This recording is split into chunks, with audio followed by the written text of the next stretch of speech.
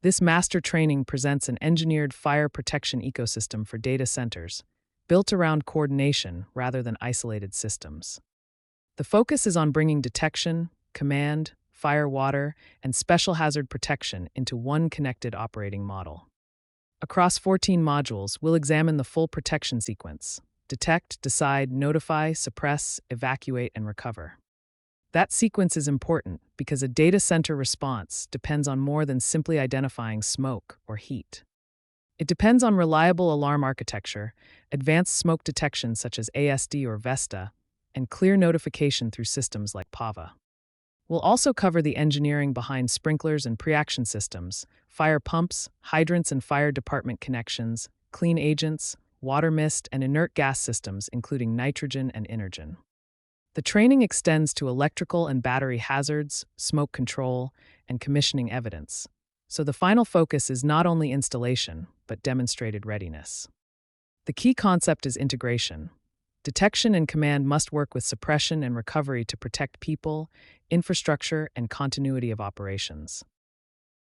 The material is designed as editable engineering training content, supporting a consistent way to evaluate the complete protection strategy. This master training establishes an end-to-end learning path for intelligent data center fire protection, from prevention and detection through verification, control, suppression, and recovery. The goal is not simply to understand individual systems, but to understand how they work together and how their performance can be demonstrated with reliable operational evidence. I'll use this curriculum to connect fire alarm and aspirating smoke detection, PAVA, suppression, water supply, smoke control, and their interfaces with mechanical, electrical, plumbing, security, and ICT systems.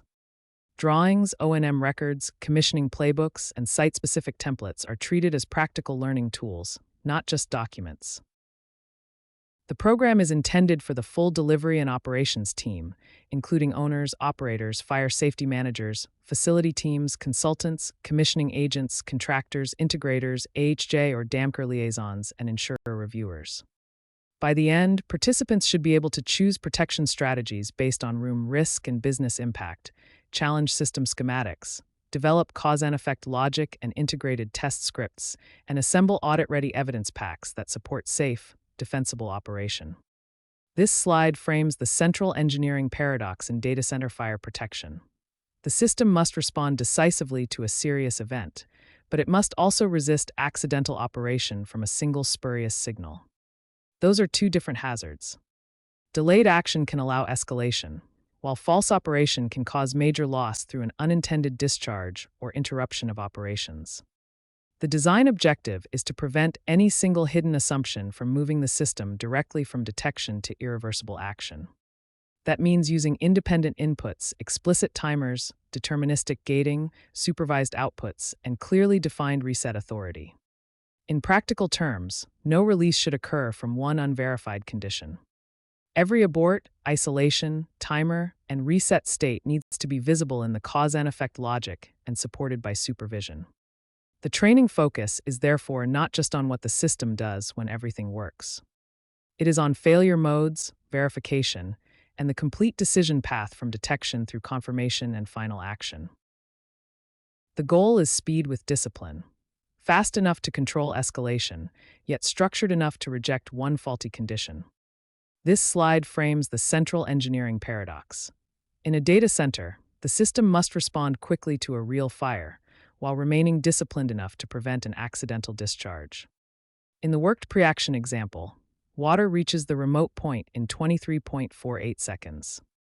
That timing matters because high airflow can move smoke and heat through the space rapidly, leaving little margin for delay.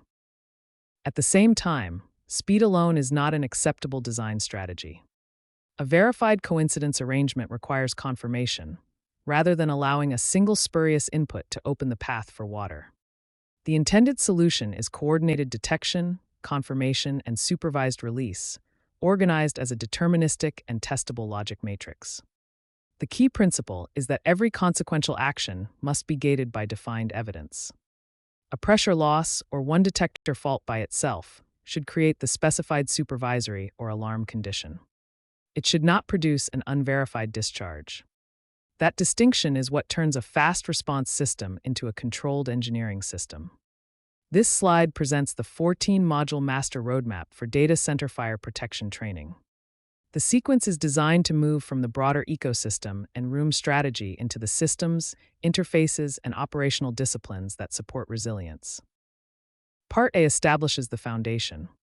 It covers the data center ecosystem, applicable standards and governance, fire alarm principles, and cause and effect logic. Part B then focuses on the protection systems themselves, including ASD or VESDA and other high-sensitivity smoke detection, PAVA and manual alarm functions, sprinklers, fire water, and clean agent systems. Part C brings those elements together in the context of real operational risk. It addresses fuel and generator hazards, electrical and battery risks, smoke control, and integration with MEP and security systems. The final module area focuses on operations, including inspection, testing and maintenance, impairment management, audits, and readiness for the masterclass.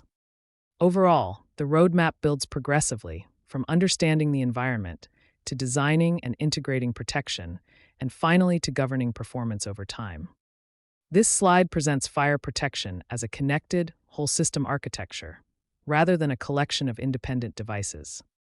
The objective is to protect life, preserve critical assets, and maintain availability by coordinating each stage of the response.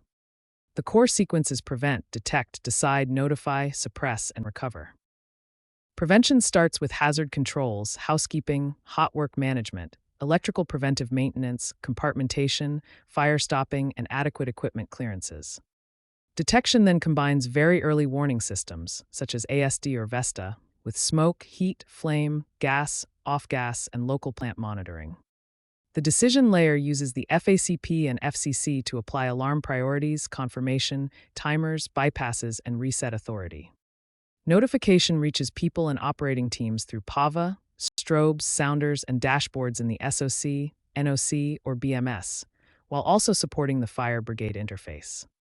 Suppression may include sprinklers, Preaction systems, hydrants, clean agent, water mist, fuel shutdown, and resilient water supplies. Finally, recovery covers isolation, safe reentry, restoration, recommissioning, incident review, and updates through management of change. The key message is that every layer must work together, with clear ownership and controlled transitions. This slide presents the master architecture for a deterministic engineering evidence framework. The central idea is the deterministic ecosystem, where the design is organized around clearly identified standards and a defined fire protection architecture. The key point is traceability. Every major architectural decision should be connected to an established reference, rather than left to interpretation. The standards shown here are NFPA 72, NFPA 75, and FM Datasheet 5-32. Together, they form the named reference set for this architecture.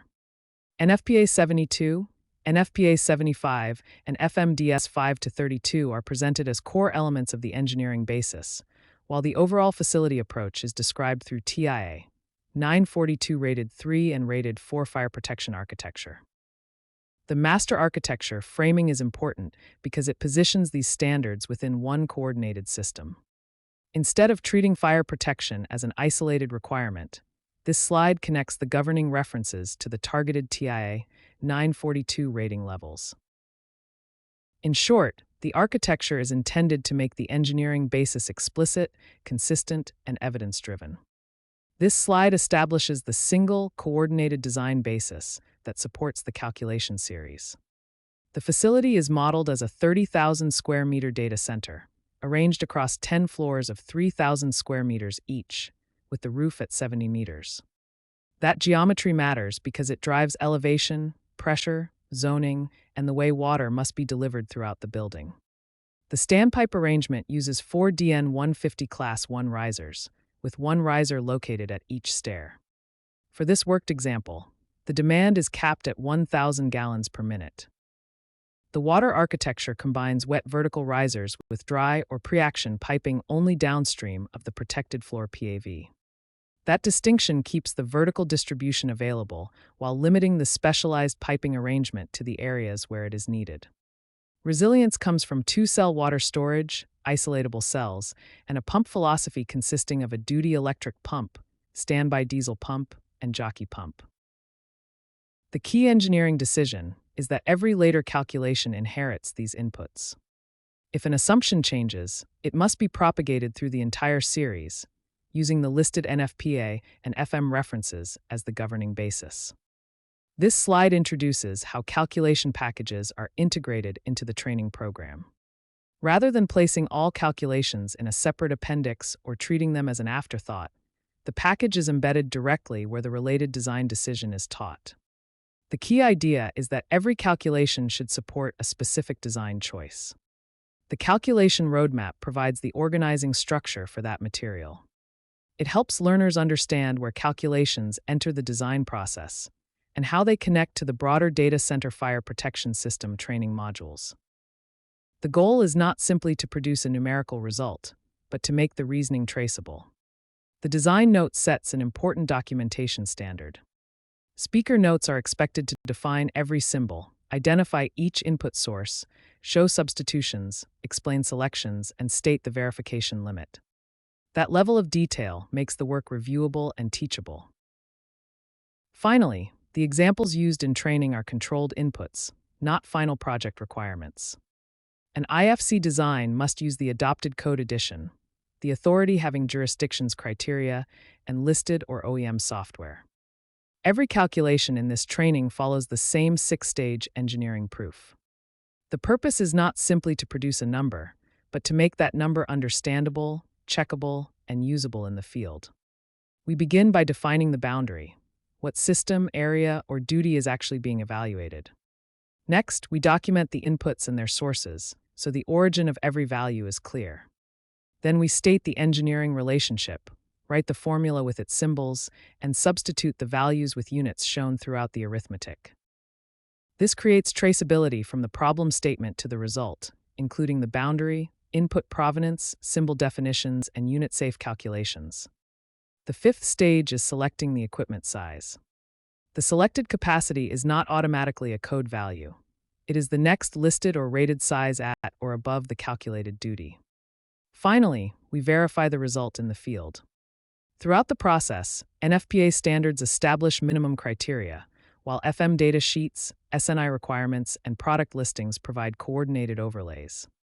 The engineering decision must align with all of these references, not just the formula. This slide is the master visual anchor for the entire fire protection training program. It shows the ecosystem as a coordinated chain: prevent, detect, decide, notify, suppress, and recover. The key idea is that no device stands alone. Every system should connect to a response, a responsible owner, and supporting evidence. As we move through each module, we should first locate its systems within this map. In the data hall, that may include ASD or VESDA detection, Preaction systems, clean agent, and the FACP or FCC. Other areas introduce flame detection, mist or foam, sprinklers, hydrants, fire pumps, and the FDC. Notification and command also connect with the BMS and EPMS, while ITM, SAT, and IST help confirm that systems work together. The map also reinforces business continuity. Protection is not only about stopping a fire, it is about controlling consequences and supporting recovery.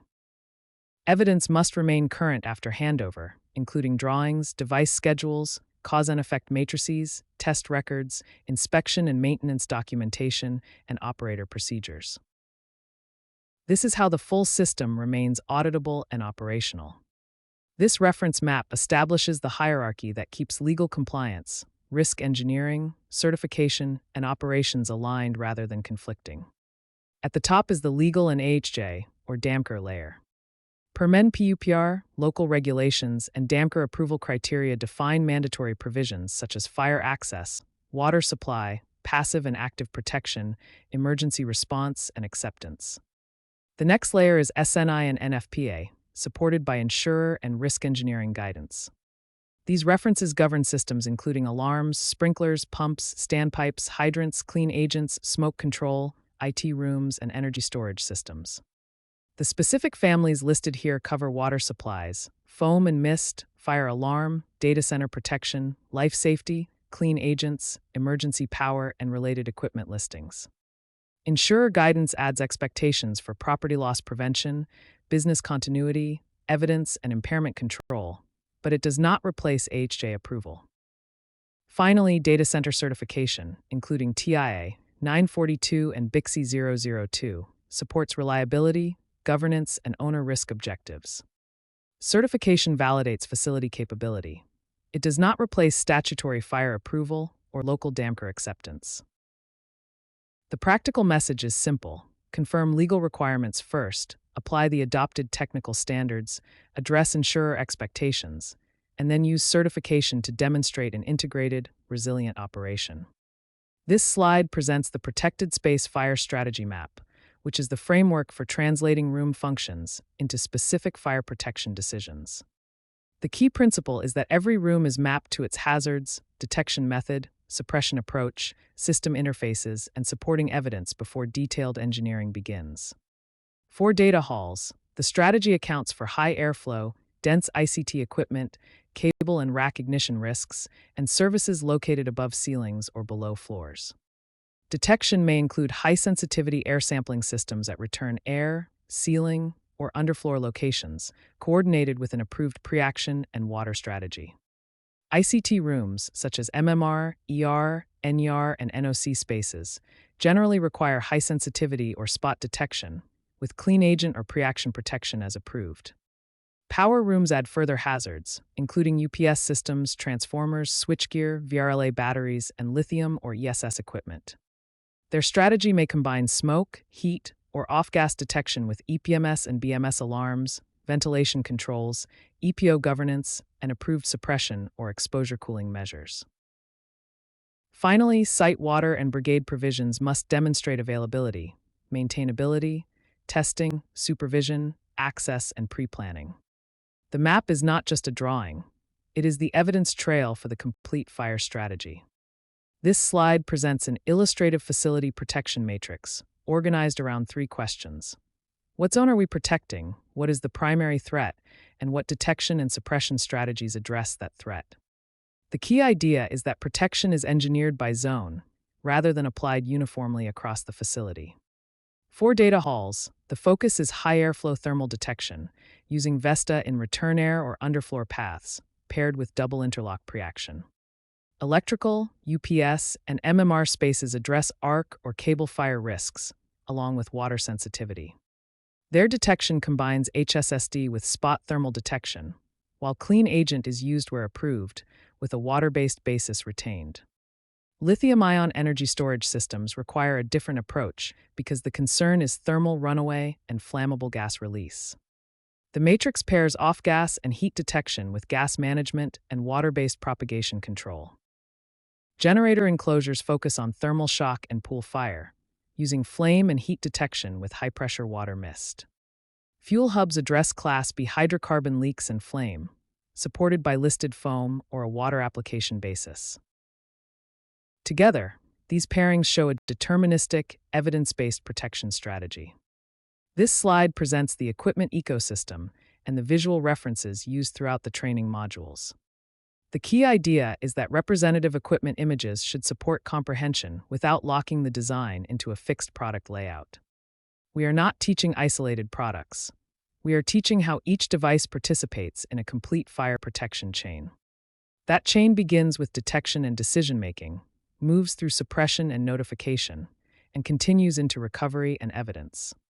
The examples shown include the FACP, or Fire Alarm Control Panel, the FCC, or Fire Command Center, VESDA high-sensitivity smoke detection, power supplies, double-interlock systems, fire pumps, hydrants, and the fire department connection.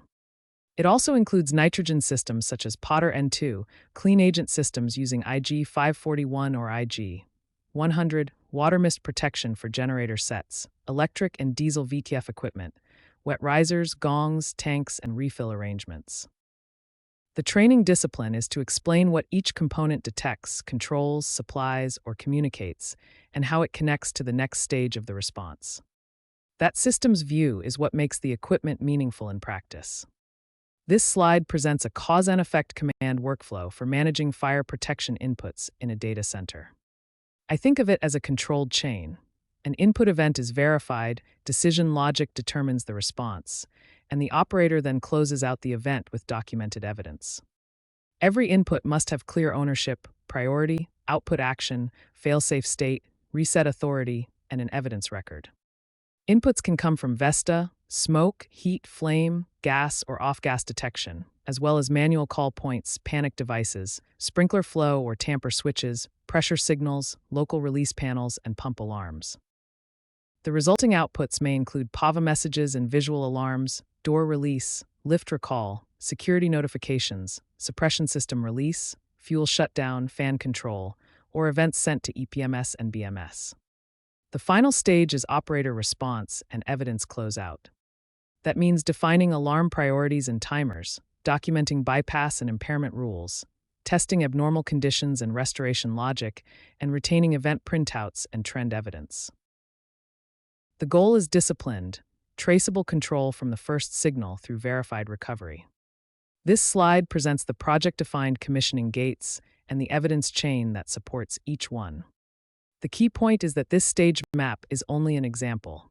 It must align with the approved commissioning plan and the contract, so the required evidence is clear before work begins.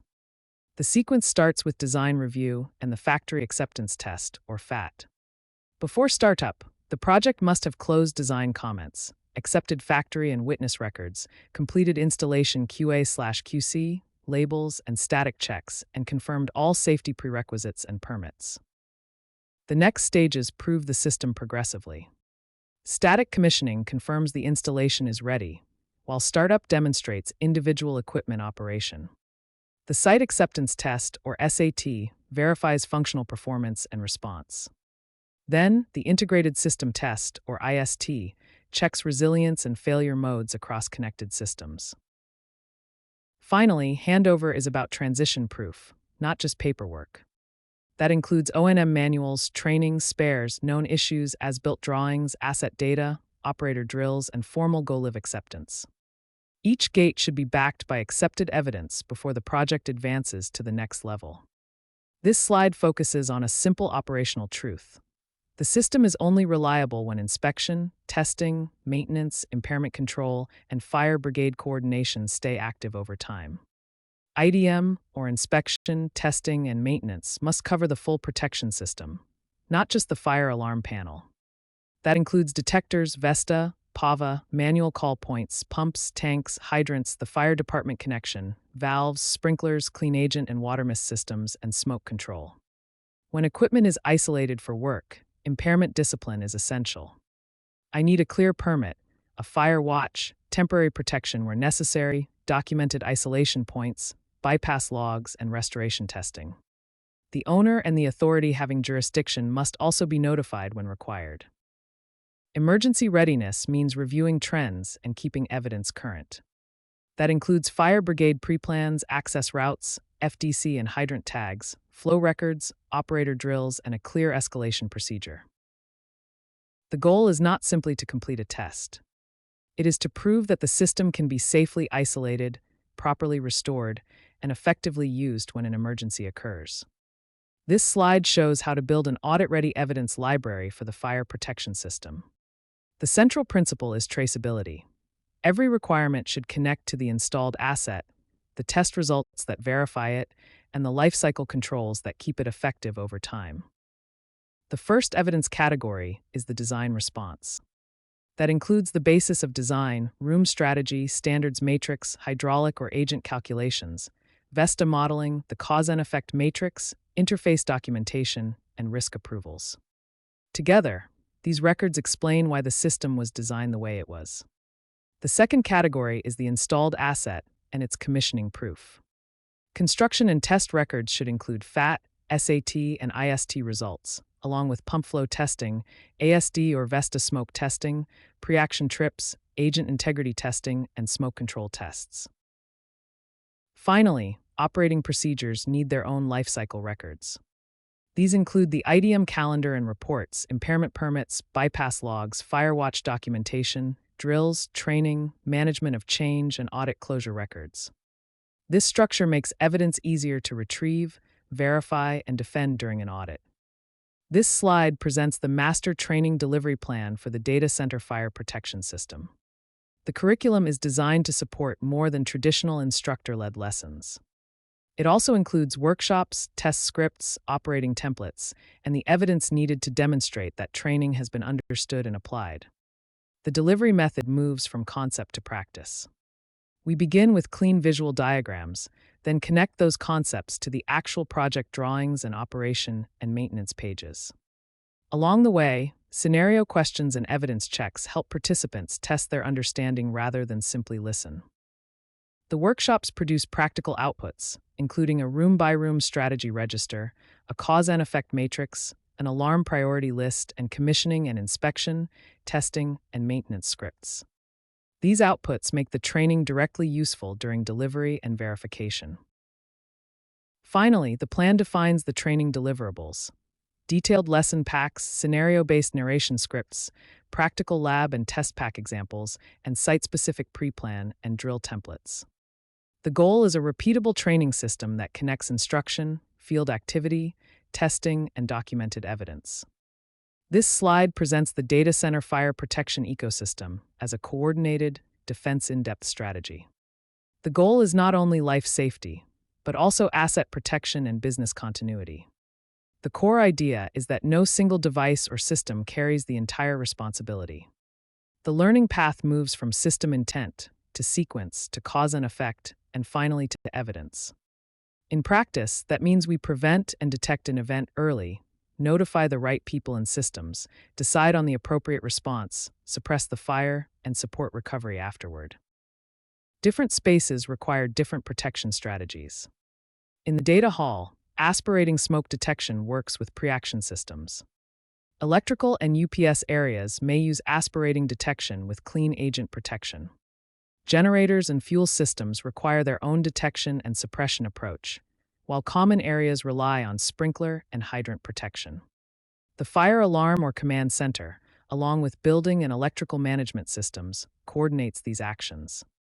Testing, inspection, maintenance, and audit evidence then verify that the system remains ready. Together, these layers form one connected protection architecture. This slide presents defense in depth as a connected protection lifecycle, rather than a collection of isolated devices. The lifecycle begins with governance and prevention, where hazard controls, approved criteria, and a clear design basis establish what the system is meant to do. Detection then senses conditions through tools such as aspirating smoke detection and field supervision. From there, the system must decide and command through defined cause and effect logic, including priorities, timing, and confirmation of system states. The critical idea is that every transition must remain owned, traceable, and testable. Notification connects voice alarms and responder interfaces to the people who need to act.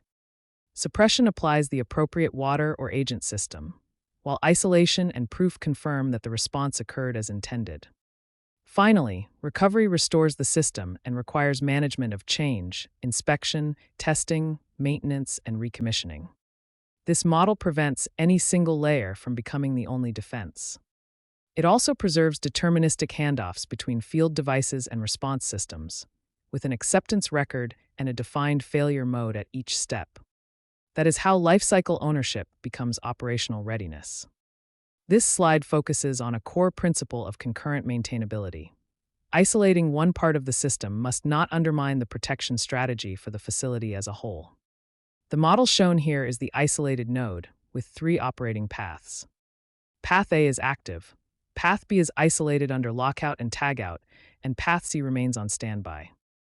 The important point is that planned single-path isolation cannot remove the adopted fire protection basis for a TIA 942 rated 3 or rated 4 availability objective.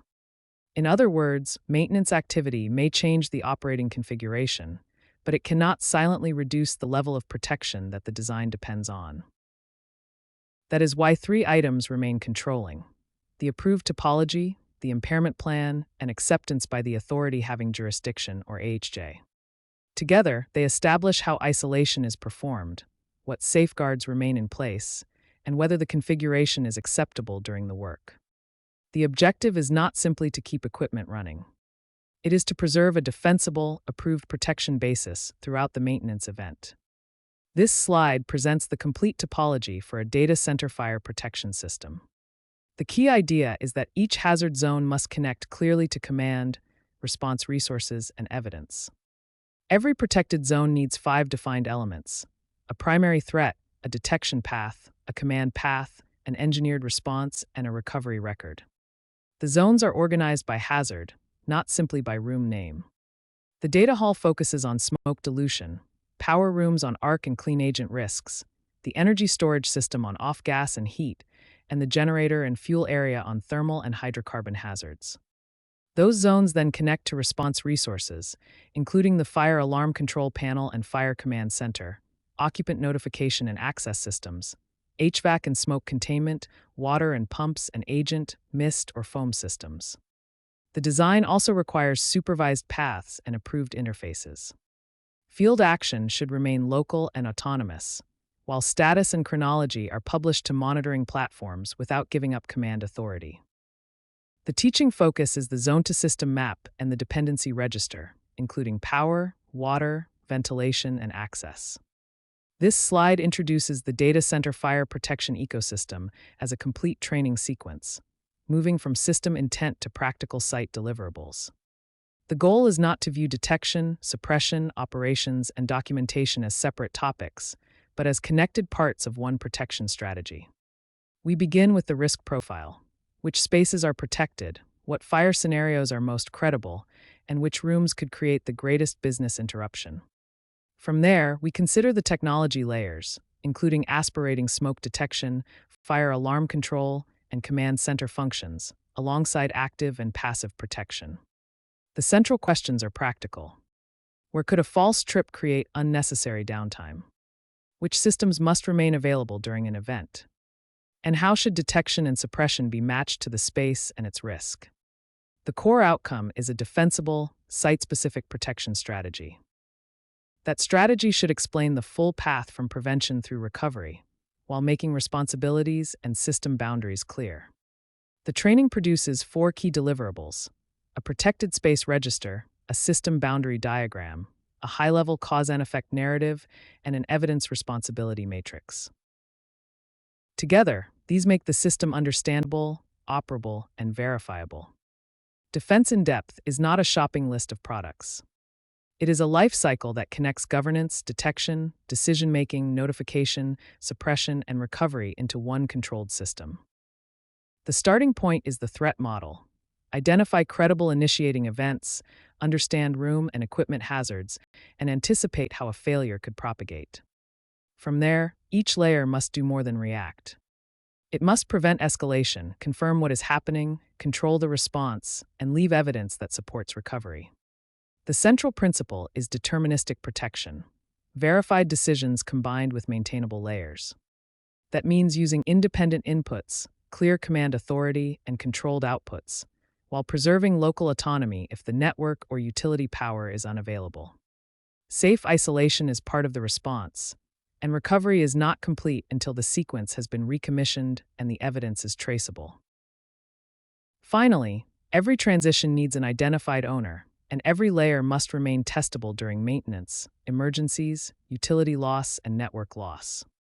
This is the defense layer map, followed through both failure and recovery. This slide presents the Defense in-depth lifecycle, a structured sequence for managing risk from prevention through recovery. The first layer is prevent, using housekeeping, hot work permits, and compartmentation to reduce the chance that an incident begins or spreads.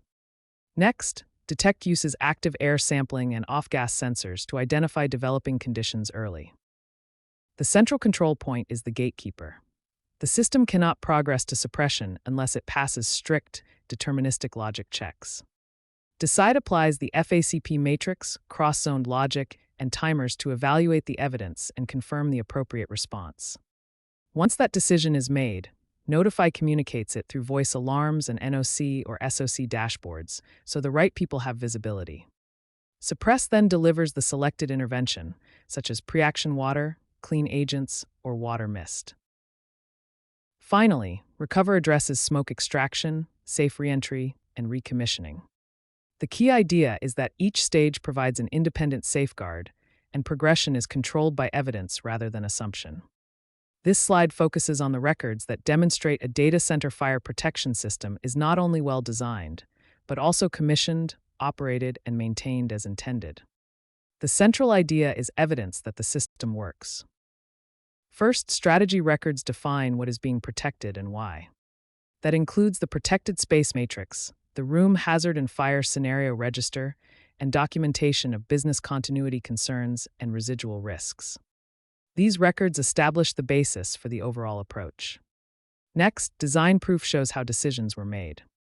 It should capture the logic behind detection and suppression selections, the interface list, the cause and effect outline, and the assumptions involving the fire brigade and operations teams. Finally, operations proof confirms that the strategy remains effective over time. This includes drills, training records, lessons learned, the inspection, testing, and maintenance scope, clearly assigned evidence owners, and an audit action tracker. Together, these three record groups create a traceable chain from risk assessment, through design, to day-to-day performance and continuous improvement. This slide presents the data center fire protection ecosystem as an operational and training application.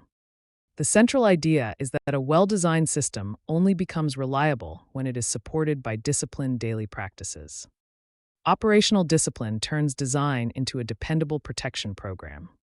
First, use the ecosystem map during orientation, so everyone understands how the protected spaces, detection systems, alarm controls, and command functions connect. Begin each lesson with the protected space register, because that establishes the scope before anyone discusses procedures or equipment. Next, prove that the program is ready to operate. Keep drawings, test results, and training records together, and make sure punch list items are closed before handover. This creates traceability and prevents unresolved issues from being carried into operations.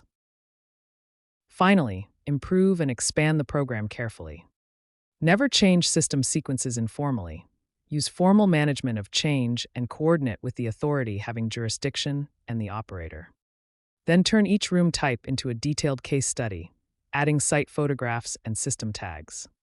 That approach makes training practical, repeatable, and specific to the facility. This module brings the major reference points for fire protection governance into one training path. The goal is not simply to know which standard applies, but to understand how legal requirements, technical codes, insurer expectations, certification objectives, and owner risk decisions work together. Local law, permits, and AHJ or DAMCR acceptance establish the legal baseline. Adopted SNI and NFPA criteria then guide the system's design and testing, while FM or insurer requirements add a stronger focus on loss prevention and impairment control. TIA 942 and the owner's resilience objectives extend that discussion to availability and maintainability. The operational path is equally important. We detect through ASD or VESDA, verify through the FACP and FCC, and then follow the approved cause and effect sequence to notify, control, and release or start the appropriate equipment. That may include clean agent systems, fire pumps, PAVA or BMS interfaces, and status feedback to the BMS. Every step must produce traceable evidence, including additions, calculations, approvals, and test records. In short, the learning path moves from system intent to sequence to cause and effect, and finally to audit-proof evidence. This slide establishes the compliance hierarchy for a data center fire protection system. The requirements are layered, but statutory approval remains the governing baseline. That means local law, the AHJ or DAMCR, required permits, access, water supply, and formal acceptance cannot be replaced by a technical code, an insurer's preference, or a resilience target. Technical codes and equipment listings define system types, calculations, equipment, and acceptance testing. Insurer and risk engineering criteria focus on property loss prevention and disciplined management of impairments. Certification and availability objectives add expectations for redundancy and maintainability. These layers must be coordinated, but their authority should not be confused. A higher resilience criterion can add requirements. It cannot override statutory approval. Every adopted addition, conflict, deviation, and approval needs to remain traceable through the design basis and the AHJ process. The practical control is a compliance register supported by an addition and authority map. For each requirement, we record the applicable addition and approval status, identify who has authority, document the design response, and retain test evidence. This makes the compliance path visible, auditable, and easier to manage when requirements conflict. A compliance diagnostic turns broad standards into evidence that is specific to the system being designed, installed, and operated. The key question is not simply, which standard applies? It is, what design decision, acceptance test, and record does this requirement create here? The slide shows that chain across several fire protection systems. For the fire alarm control panel and aspirating smoke detection, the governing basis may include NFPA or SNI requirements, along with the authority having jurisdiction. A Preaction or water system adds hydraulic criteria and insurer expectations. Special hazards depend on the hazard analysis and the applicable listing, while operations and inspection, testing, and maintenance must support the resilience objective. Each requirement then needs engineered response and acceptance evidence, such as cause and effect logic, device tests, discharge or flow tests, and documented recovery controls. The practical discipline is to connect every system to its authority, technical criteria, resilience overlay, and proof. A requirements matrix should identify the evidence owner and due date, while open decisions are closed through calculations, SAT and IST scripts, procedures, and witnessed records.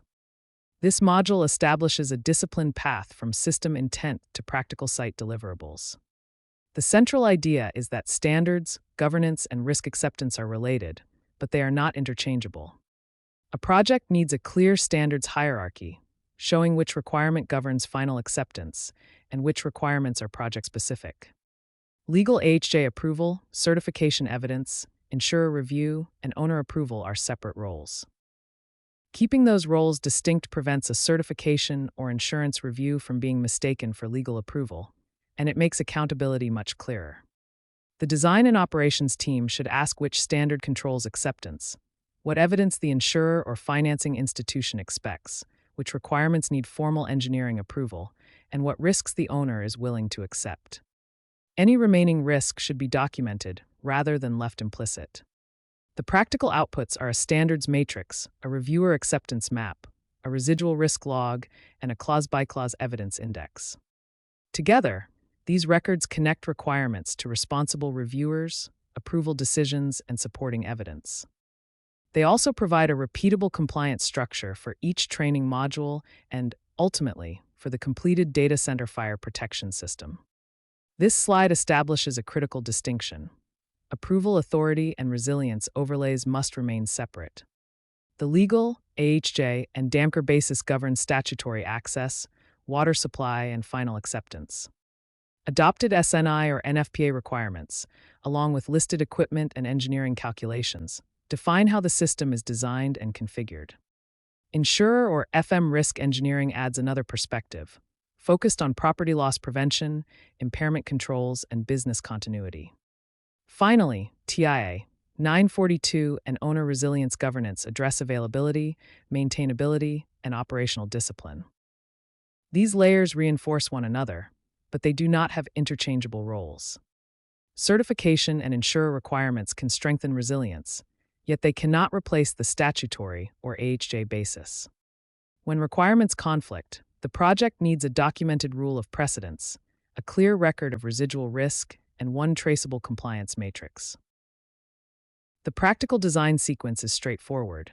Begin with the legal and adopted code foundation, add insurer and availability criteria without substituting responsibilities, and map who is accountable for acceptance. That authority hierarchy and the acceptance responsibility map are the main teaching points here. This slide presents the compliance hierarchy used to support deterministic engineering evidence. At the top is certification, represented here by TIA 942. It addresses redundancy, concurrent maintainability, and operational governance, helping establish how the facility is designed and operated. Beneath that are the technical standards, including NFPA, SNI, and UL. These standards define the engineering calculations, system types, and equipment listings, with examples such as NFPA 72, NFPA 75, and UL 9540. Risk engineering adds another important layer through insurer requirements, such as FM guidance, that work coordinates issues including automatic suppression and detection, impairment planning, and acoustic risk. The legal and statutory layer is controlled by the authority having jurisdiction, including the local fire brigade and building permit process. It determines mandatory access, water supply, and legal acceptance. The key point is legal AHJ approval always governs. Insurer requirements and availability certifications do not replace it. They are coordinated overlays that help protect business continuity while remaining compliant with local law. This slide focuses on the records needed to demonstrate that a data center fire protection system has been properly designed, approved, tested, and maintained. The key idea is that compliance is not proven by equipment alone.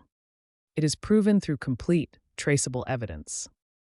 Governance records establish the basis for the project, including the design criteria, the additions of standards adopted, meeting minutes with the AHJ or DAMCR, and comments from insurers or certification bodies.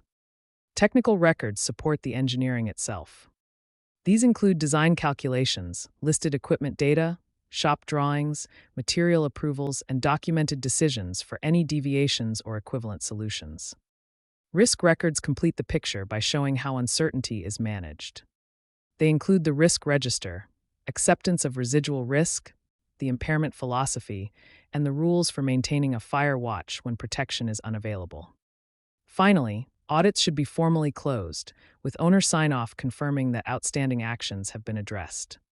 Together, these records connect design intent, field implementation, operational controls, and ongoing accountability.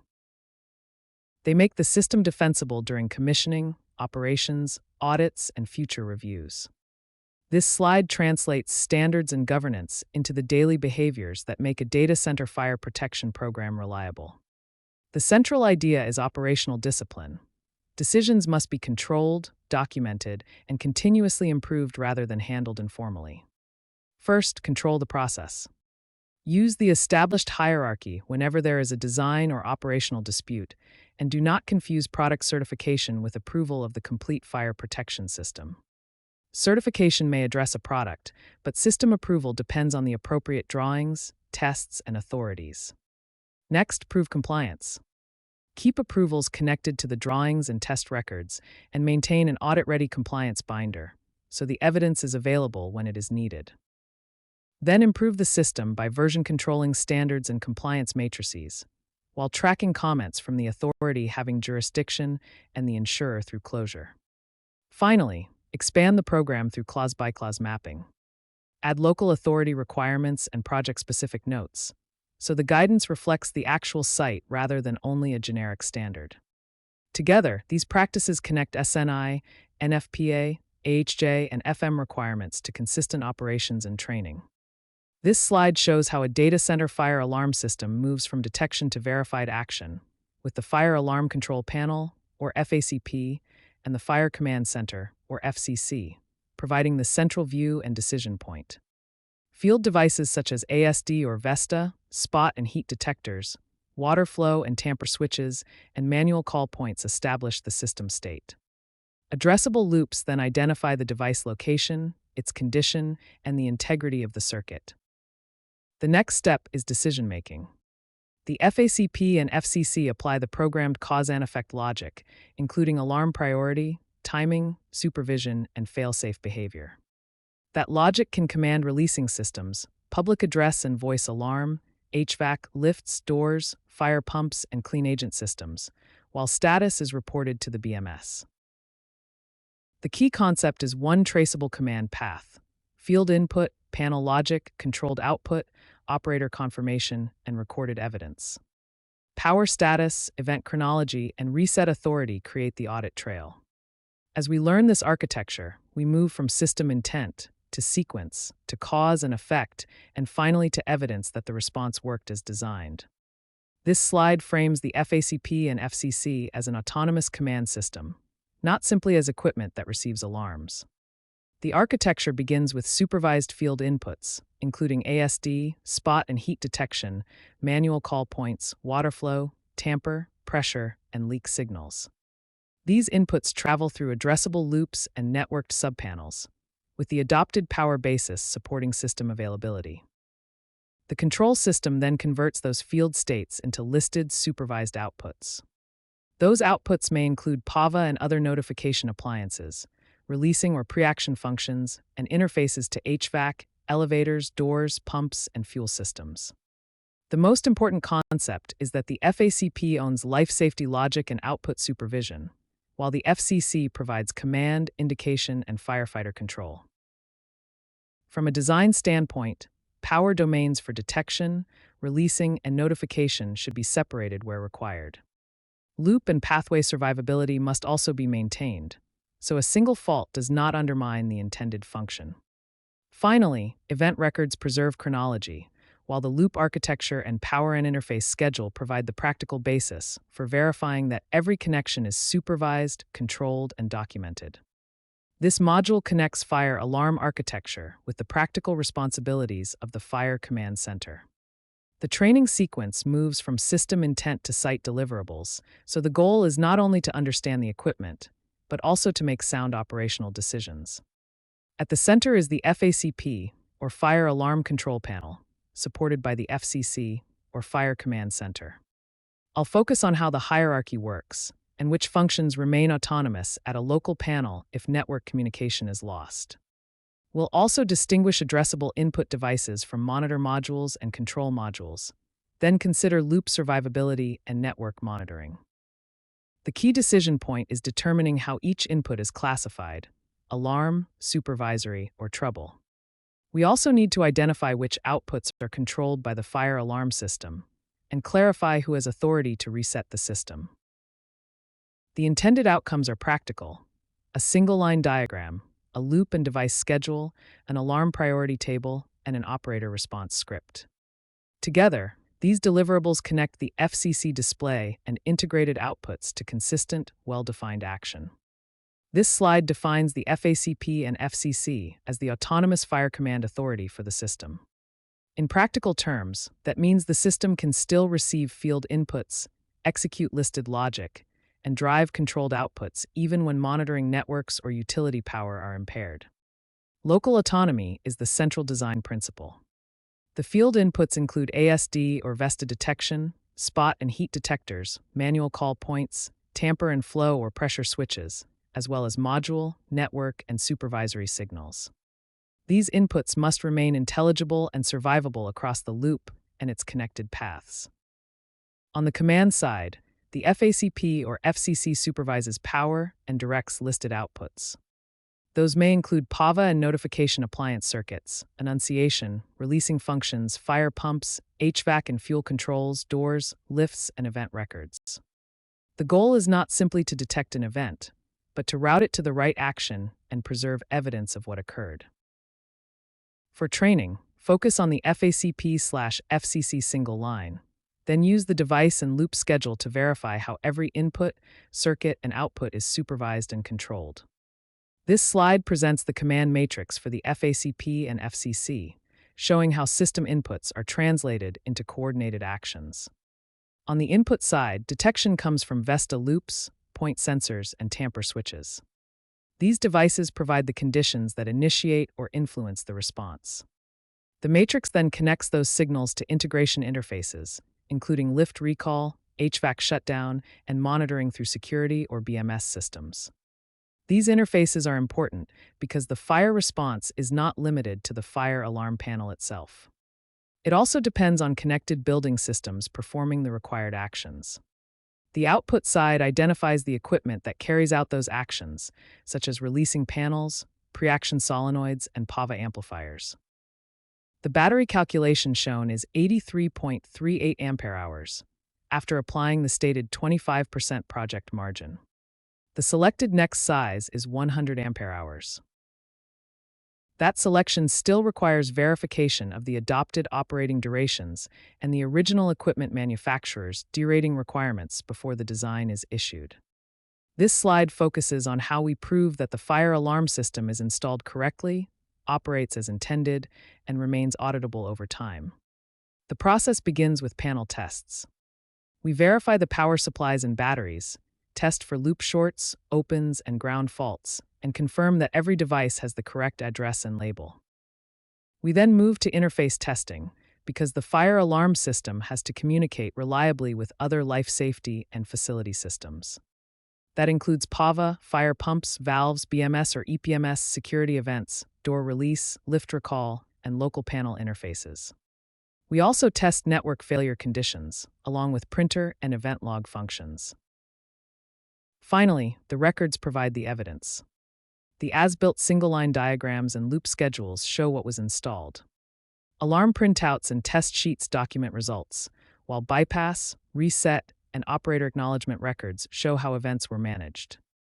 Complete, traceable records are what demonstrate that testing actually occurred and support future operations, maintenance, and audits. This slide focuses on the operational discipline required to turn fire alarm architecture into a reliable data center protection program. The system is not effective simply because the FACP, or Fire Alarm Control Panel, is installed. People must continuously monitor alarm, supervisory, and trouble conditions, then investigate early warnings before they become larger events. The second responsibility is to prove performance through evidence.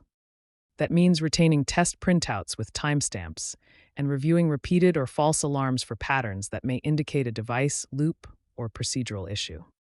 When devices are disabled or loops are impaired, the condition must be escalated and managed through an approved bypass and restoration process. The final step is improvement. Training should include practical loop tracing exercises and workshops that map individual devices to their outputs. Together, these activities connect normal operation, fault control, documentation, and training. The goal is consistent, verifiable control of the fire protection system, especially when conditions are abnormal and timely decisions matter. This module focuses on turning system intent into a controlled, testable response. The cause and effect matrix defines what should happen when a credible fire signal is detected, while integrated system testing, or IST, proves that the response actually occurs as designed. The sequence begins with detection. Independent field inputs, such as ASD or VESDA, establish the initiating event. Confirmation logic, including cross-zone or in logic, helps reject a single spurious condition before the system advances. The key principle is one command path: field input to FACP logic to controlled output to operator confirmation, and finally to documented evidence. From there, the system decides the approved action using priorities, timers, and fail-safe states. It notifies the right operators, occupants, and responders with zone-specific information. Outputs may include fire pump operation, clean agent release, PAVA or BMS actions, and status reporting to the BMS. Finally, the team proves the result. Reset authority, bypass controls, shutdowns, chronology, and audit records must all be witnessed and recorded. The learning path is straightforward. Understand the intent, follow the sequence, map the cause and effect, and preserve the evidence. This slide focuses on a central principle of fire protection system validation. Deterministic logic makes every state, timer, output, and reset testable.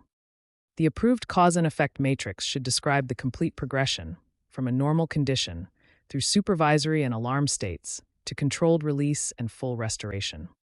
In the normal state, devices are healthy and no bypass is active. A supervisory condition represents a single issue that requires investigation, while an alarm reflects a verified event and a prioritized response. Controlled release then depends on the defined timers, abort functions, fail-safe behavior, and approved outputs. Restoration is not complete until reset authority is confirmed, the reset is witnessed, and the system returns to normal. The review should prove state transitions, timer and abort behavior, output feedback, and reset authority. Integrated system testing, or IST, must demonstrate both the intended action and the absence of unintended action under credible single-fault conditions. The teaching emphasis is scenario-based. Define credible initiating events and independent confirmations, keep warning, control, and releasing logic separate, and record the chronology at every transition. This slide presents a practical method for moving from fire protection system intent to testable site deliverables. The cause and effect matrix is the central tool. It connects a specific scenario and input trigger to a defined logic rule, and then to the actions the system must perform. The goal is deterministic behavior that can be tested and proven. For each scenario, the team needs to answer several operational questions. Does the event initiate evacuation? Does it release suppression? Should it shut down fuel or ventilation? Or is it intended to generate an alarm only? Those decisions also need clear priorities, timers, confirmation requirements, and release conditions. The matrix must coordinate multiple systems, including fire alarm, the building management system, the electrical power monitoring system, security, elevators, and HVAC. From that integrated logic, the team builds site acceptance test and integrated system test scripts.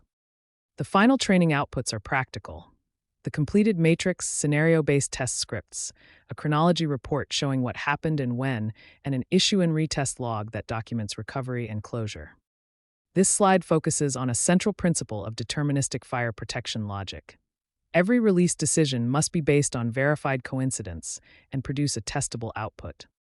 A single indication, such as a smoke event, is paired with a second approved criterion, such as low air, heat, or another defined input. That in logic helps prevent a false release, but it should only be used where the approved strategy requires it. The cause and effect matrix translates each credible scenario into explicit inputs, decisions, outputs, timing, fail-safe behavior, and reset authority. It also keeps alarm, supervisory, and release logic clearly separated. The controlled responses may include release or start, notification and evacuation, shutdown or isolation, and status evidence that records what occurred and when. Verification happens at two levels.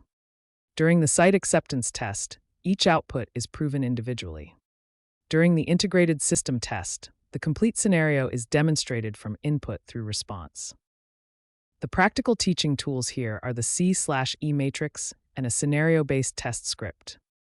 This slide presents the deterministic cause and effect logic for the preaction sequence. The key idea is that the valve does not open from a single signal. It requires a verified pair of inputs, approved releasing detection, and sprinkler operation that causes supervisory pressure to fall. That in relationship is the safeguard shown in the center of the slide. Both conditions must be present before the system produces the output, which is the opening of the preaction valve. In other words, detection alone is not enough, and sprinkler operation without the approved releasing signal is not enough. The sequence is intentionally defined so that the valve response follows a specific, testable chain of events. The 23.48-second figure at the bottom is a water arrival screening calculation. It provides a reference for evaluating the expected sequence, but it is not the final authority for system performance. The slide makes that distinction clearly. The listed software and the actual trip testing govern. So, this module is focused on documenting deterministic logic, while verification confirms that the installed system performs as intended. This slide connects the cause and effect matrix to integrated system testing, with a focus on the evidence needed to prove the fire protection system works in real operating conditions. The key idea is that testing should follow realistic scenario families, not isolated device checks. These include a data hall VESDA escalation, a preaction trip with water flow, a clean agent discharge with an abort sequence, and a fire pump start followed by hydrant flow. The matrix also needs to cover interface families, because fire protection performance depends on connected systems. That means verifying door release and lift recall, security or SOC alarms with camera call-up, smoke control and fire fan commands, and event and trend capture in the BMS and EPMS. The most important deliverable is acceptance evidence that is complete and traceable. That evidence includes the IST chronology and operator log, raw trend data and alarm printouts, plus documented issue closure and successful retesting. Together, these records support commissioning, operations, and future audits by showing not only what was expected to happen, but what actually happened during testing. This slide focuses on the operational discipline required to turn a designed fire protection system into a reliable data center protection program. The central idea is that testing is not an isolated event. It is a controlled cycle of planning, execution, recovery, and improvement. We begin by writing test scripts directly from the cause and effect, or C/E, matrix, and by defining abort criteria before testing starts. During execution, one controller should coordinate the timing, while the team captures raw logs and screenshots so the results can be verified. Recovery is equally important. Every bypass and isolation must be restored, and the team must confirm the correct return to normal sequence. Finally, failures should become training scenarios, not just problems to close out. After management of change, or MOC, the standard operating procedures and the C/E matrix should be updated. The goal is repeatable proof, controlled recovery, and continuous improvement. This approach supports SAT and IST activities while keeping operations, training, the BMS, and the EPMS aligned. This module focuses on air sampling smoke detection for data halls and ICT rooms, where strong airflow can move smoke away from conventional detectors. The central idea is to understand the airflow first. Supply paths, rack aisles, return air, and plenums determine where smoke is likely to travel, and that map guides the sampling pipe layout and sample point locations. The goal is early verified detection, not simply an alarm from a detector. The system then moves through a disciplined decision path. The detector supervises airflow, filters, and sensitivity, while thresholds create an alarm ladder that can escalate from investigation to controlled response. Verification includes smoke testing, transport time checks, reporting, and confirmation of how HVAC operation affects performance. From there, the fire alarm control panel and associated control systems apply the cause and effect sequence. Outputs may include notification, clean agent release, fire pump starting, PAVA or BMS actions, and status reporting back to the BMS. Finally, every command path must be auditable. Field input, panel logic, controlled output, operator confirmation, and documented evidence. This learning path connects system intent to sequence, response, and proof.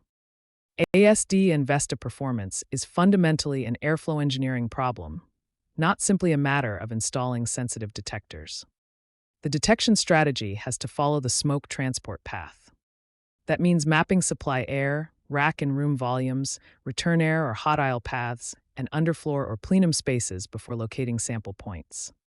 The design also depends on transport time and pipe integrity. Smoke must reach the detector quickly and reliably, while flow and filter conditions remain within the approved design and manufacturer criteria. Sampling point spacing and alarm thresholds therefore need to come from the project calculation, not from a generic rule. The second part is the alarm ladder. An alert leads to investigation, then to an operational action, followed by confirmed controls and, when approved, suppression. These stages must be coordinated with HVAC actions, while maintaining detection coverage. The teaching focus is practical. Build the airflow and sampling map, verify transport time and pipe integrity, and establish a threshold and test schedule that supports the project-approved response. This slide focuses on the airflow dilution problem in critical spaces, particularly environments organized around cold and hot aisles. High-velocity cooling airflow does more than control temperature. It can dilute combustion aerosols and redistribute them throughout the room before those particles have a chance to accumulate near the ceiling. That creates an important limitation for conventional detection strategies. If detection is based only on ceiling-mounted point detectors, the system may not encounter a sufficient concentration of aerosols at that location, even when combustion products are present elsewhere in the airflow pattern. The key engineering point is that detector placement must reflect the actual return air path, not simply the ceiling geometry. In other words, we need to understand where air is moving, where aerosols are being carried, and where they are likely to concentrate. Ceiling-only point detection can be insufficient in high airflow critical spaces.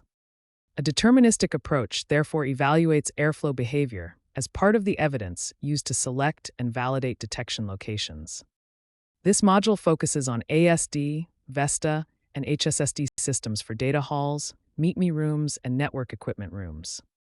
These are aspirating, high-sensitivity smoke detection approaches designed to identify developing smoke in environments where strong airflow can dilute or redirect it before conventional detection responds. The training follows a practical sequence, from system intent to site deliverables. First, we study airflow and develop the pipe model, then define sampling zones based on airflow patterns, room access, and specific risk. From there, we establish alert, action, and fire thresholds, along with the escalation logic for each stage. The design questions are highly practical. Where should sampling holes be located? How should we detect smoke beneath a raised floor or in return air paths? What response is required at each alarm level, and how are faults or maintenance conditions supervised? The expected outputs are a documented VESDA model and pipe layout, a threshold schedule, a smoke test record, and transport time evidence. Together, these demonstrate that the system is not only designed correctly, but also tested and ready for operation. The central idea on this slide is that ASD, or VESDA, defeats smoke dilution by sampling the return air path, rather than relying only on smoke reaching a ceiling detector. In a data center, airflow can move smoke away from its source, so sampling locations must follow the actual transport route. Airflow, transport time, and the escalation strategy matter more than ceiling geometry alone.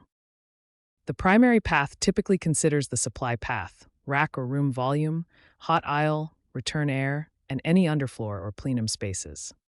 Sampling points should align with credible source locations and the way air actually moves through the protected area. Where the hazard strategy requires it, room and plenum sampling should be separated, with independent sampling paths.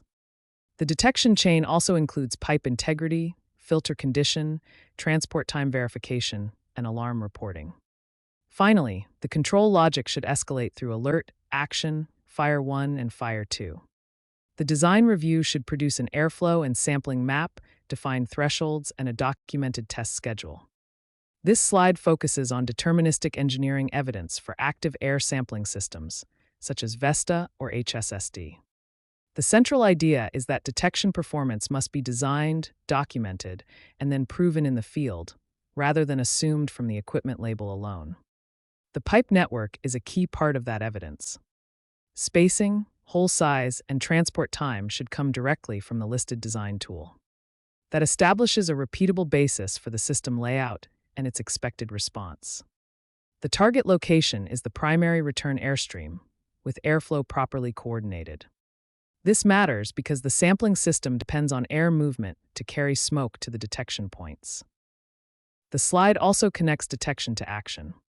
An alert is an escalation threshold, while the defined responses include Fire 1, associated with an HVAC trip, and Fire 2, associated with the release sequence. Finally, required plenums must be protected, and the results must be verified after airflow balancing.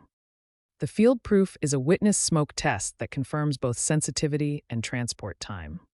The objective is evidence that the complete detection and response chain works as designed. For ASD, VESDA, and HSSD systems in data halls and ICT rooms, the goal is not simply to install sensitive detection. The goal is to maintain credible evidence that the system works as designed, responds correctly, and remains dependable over time. That evidence begins with design proof. We need records showing the pipe layout, sampling hole calculations, airflow basis, sensitivity target, detector zoning, and access provisions for maintenance. These details establish that the system is suitable for the space and can be serviced properly. Next is test proof. Commissioning should confirm pipe integrity and transport time, include smoke introduction at the remote sampling hole, and verify every required alert, action, and fire signal. Testing should demonstrate the complete chain, not just the detector in isolation. Finally, operations proof keeps the system trustworthy after handover. Records should cover filter condition, airflow fault monitoring, cleaning, calibration, event response, and escalation.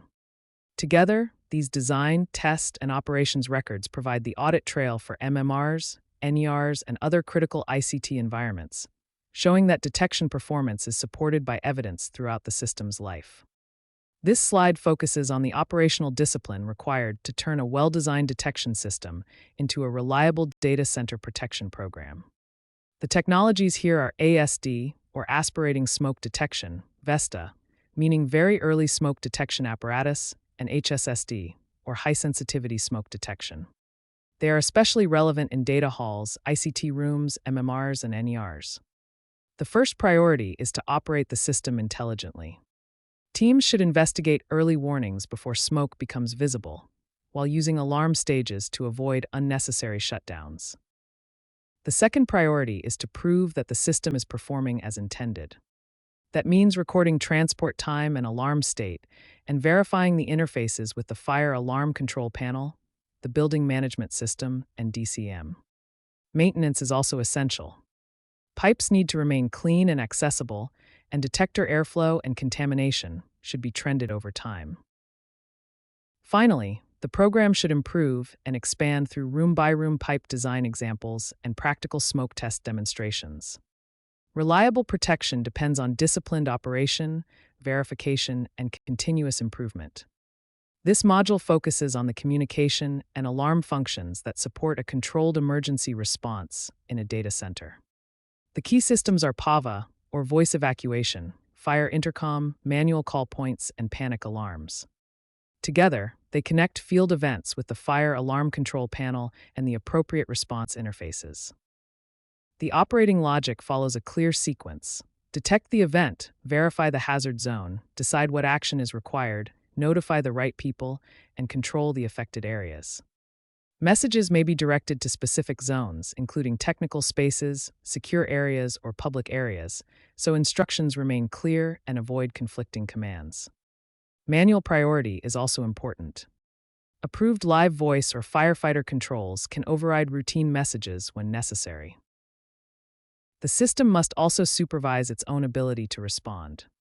That includes amplifiers, circuits, speakers, backup power, and communications with systems such as the BMS, fire pump, and clean agent release functions. The most important concept is one auditable command path: field input, FACP logic, controlled output, operator confirmation, and recorded evidence. This sequence provides both operational control and proof that the response occurred as intended. This slide focuses on a critical design principle. PAVA priorities must reflect occupancy, hazard, and who has authority to issue a manual command. A technical zone, a secure man-trap area, and a public office space do not have the same evacuation needs, so they should not automatically receive the same message or routing treatment. The initiating event establishes the priority. A fire or other immediate life safety hazard takes precedence. A secure or man-trap area may require controlled routing, while public and office spaces generally need an orderly evacuation message. The fire alarm control panel commands the life safety event, and the PAVA system distributes the approved message through the appropriate zone circuits and speakers. Designers also need to define fallback methods, including live voice, approved pre-recorded messages, fire intercom, and responder communication. Circuits and backup power must be supervised and survivable, with audibility and speech intelligibility verified. The teaching focus is the voice zone matrix, along with priority and intelligibility testing. Finally, fire manual call points and security panic workflows must remain clearly separated, so each event follows the correct control logic. This module connects system intent with the practical decisions operators and site teams must make around PAVA, fire intercoms, manual call points, and panic alarms. The central question is how a manual input moves through the fire alarm control panel and PAVA controller, ultimately producing the right message in the right zone. The key outcome is controlled, prioritized communication during an incident. We will look at how voice alarm zones are defined, how message priorities are set, and how panic alarms remain distinct from fire evacuation signals. We will also examine the role of the fire intercom in supporting response, especially where direct communication is needed. From a systems perspective, the training addresses speaker circuits, amplifiers, and fault supervision, including the fallback approach when an amplifier or circuit fails. The practical deliverables are equally important. Teams should leave with a voice zone matrix, documented PAVA cause and effect logic, a panic response procedure, and a completed message and audibility test record. Together, these outputs turn design and operations questions into repeatable, testable site practice. This slide focuses on how the Public Address and Voice Alarm System, or PAVA, turns alarm priority into a controlled response for each zone. The key principle is that the Fire Alarm Control Panel, or FACP, owns life safety decisions, while PAVA delivers the approved message and verifies that it can be heard. The message must match both the occupancy and the level of risk. In a hazard zone, the instruction may require immediate protective action for technical personnel.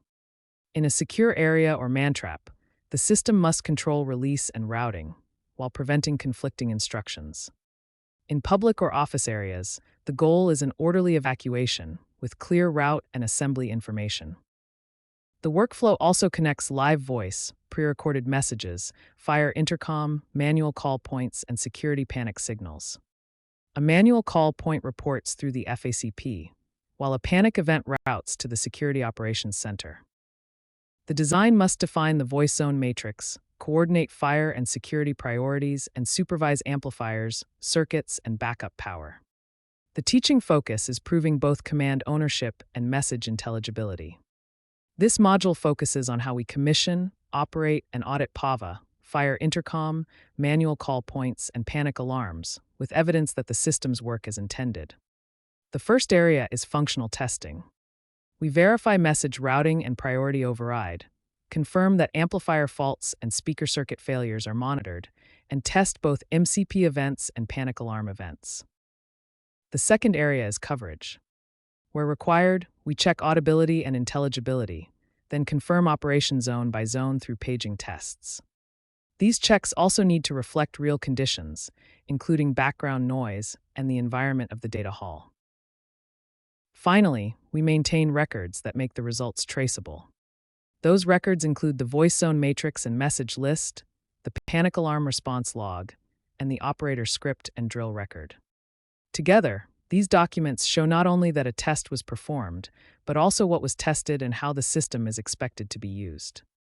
In this context, PAVA means Public Address and Voice Alarm, MCP means Manual Call Point, FACP means Fire Alarm Control Panel, and SOC means Security Operations Center. This module focuses on the operational discipline required to turn a fire protection design into a reliable data center program. The emphasis is not only on having systems in place, but on using them consistently, documenting performance, and improving through practice. For operation, teams should use clear scripts and defined message priorities, while keeping panic alarm and fire response workflows distinct. That separation helps operators choose the right response under pressure. Control means supervising amplifier and circuit faults and coordinating live paging with evacuation messages, so communications remain accurate and timely. The program also needs evidence. Teams should record message tests, capture operator acknowledgements, and review drill performance rather than relying on informal confirmation. Finally, improvement comes from repetition and realistic training, including evacuation scenario exercises and zone mapping workshops. The key terms on this slide are PAVA, or Public Address and Voice Alarm, MCP, or Manual Call Point, FACP, the Fire Alarm Control Panel, and SOC, the Security Operations Center. Together, these practices connect equipment, people, and procedures into a dependable response capability. This module compares 3 water-based fire protection architectures used in and around data centers: wet, dry, and preaction systems. The right choice depends on the hazard, the environment, the authority having jurisdiction, or AHJ, and the owner's risk policy. A wet system keeps the piping filled with water. When heat opens a sprinkler, water is immediately available for flow. A dry system uses air or nitrogen in the piping, and a pressure loss trips the valve before water enters the system. Because that approach introduces a delay and added complexity, it should be used only where a specific exposure or environmental condition justifies it. A preaction system adds supervised release through a release panel and may use single or double-interlock logic. Its purpose is to provide greater control over unintended water discharge, particularly where water damage is a major concern. The key takeaway is a dry pipe system is not the default for a conditioned data hall in Indonesia. It requires an approved reason. As we continue, we'll follow the learning path from system intent to sequence to cause and effect, and finally to the evidence that confirms the system performs as designed. Double-interlock preaction systems are designed to prevent water from entering the piping unless two separate conditions are proven. Both approved releasing detection and sprinkler operation must be confirmed. First, the releasing circuit identifies the required detection condition, while nitrogen or air supervision confirms the system's status. When a sprinkler operates from heat, pressure drops, providing the second proof. The preaction valve then opens, the pipe fills, and water discharges only through the thermally operated sprinkler that is opened. This sequence is different from allowing a single alarm or supervisory signal to admit water. One input should create an alarm or supervisory condition, not unintended water flow. The system also supervises valve position, releasing circuits, and nitrogen or air pressure, while detection zones must be coordinated with the correct hydraulic areas. During training, the key idea is the in logic. Both inputs are required. Finally, the trip and drain test verifies that the valve operates correctly, the piping fills and drains as intended, and the system can be properly reset. This slide presents a deterministic sequence for a double-interlock preaction system, focused specifically on the time from release to water arrival at the remote point. The sequence begins with the system supervised, meaning its required conditions are being monitored before a release is permitted. Step 2 is detection verification. The releasing detection must be approved, but detection alone does not admit water. Water is admitted only when both conditions are satisfied. The approved releasing detection operates and a sprinkler operates. That is the double interlock logic shown here. Once those conditions are met, the valve opens and the system begins to fill. The key evidence is the 48-second remote arrival screen. This is not presented as an assumption or a simple estimate. The value is verified through listed calculation and trip testing, providing evidence for the time from the qualifying release sequence through valve opening, system fill, and water arrival at the remote point. The overall message is that each step is defined, testable, and supported by engineering evidence. This module focuses on selecting and operating sprinkler, dry, and preaction systems in data center environments. I want to emphasize that the right strategy depends on the hazard, environmental conditions, room criticality, and acceptance by the AHJ and insurer. Wet systems may be appropriate in conditioned spaces, while dry systems should generally be limited to areas exposed to freezing or other unconditioned conditions. For water-sensitive data spaces, preaction is commonly the preferred approach. The design also has to reflect the physical layout. Sprinkler zoning must be coordinated with data halls, underfloor and overhead services, and potential obstructions. We also need to decide whether single or double interlock logic is justified and clearly supervise valve, pressure, low air, tamper, flow, and supervisory points.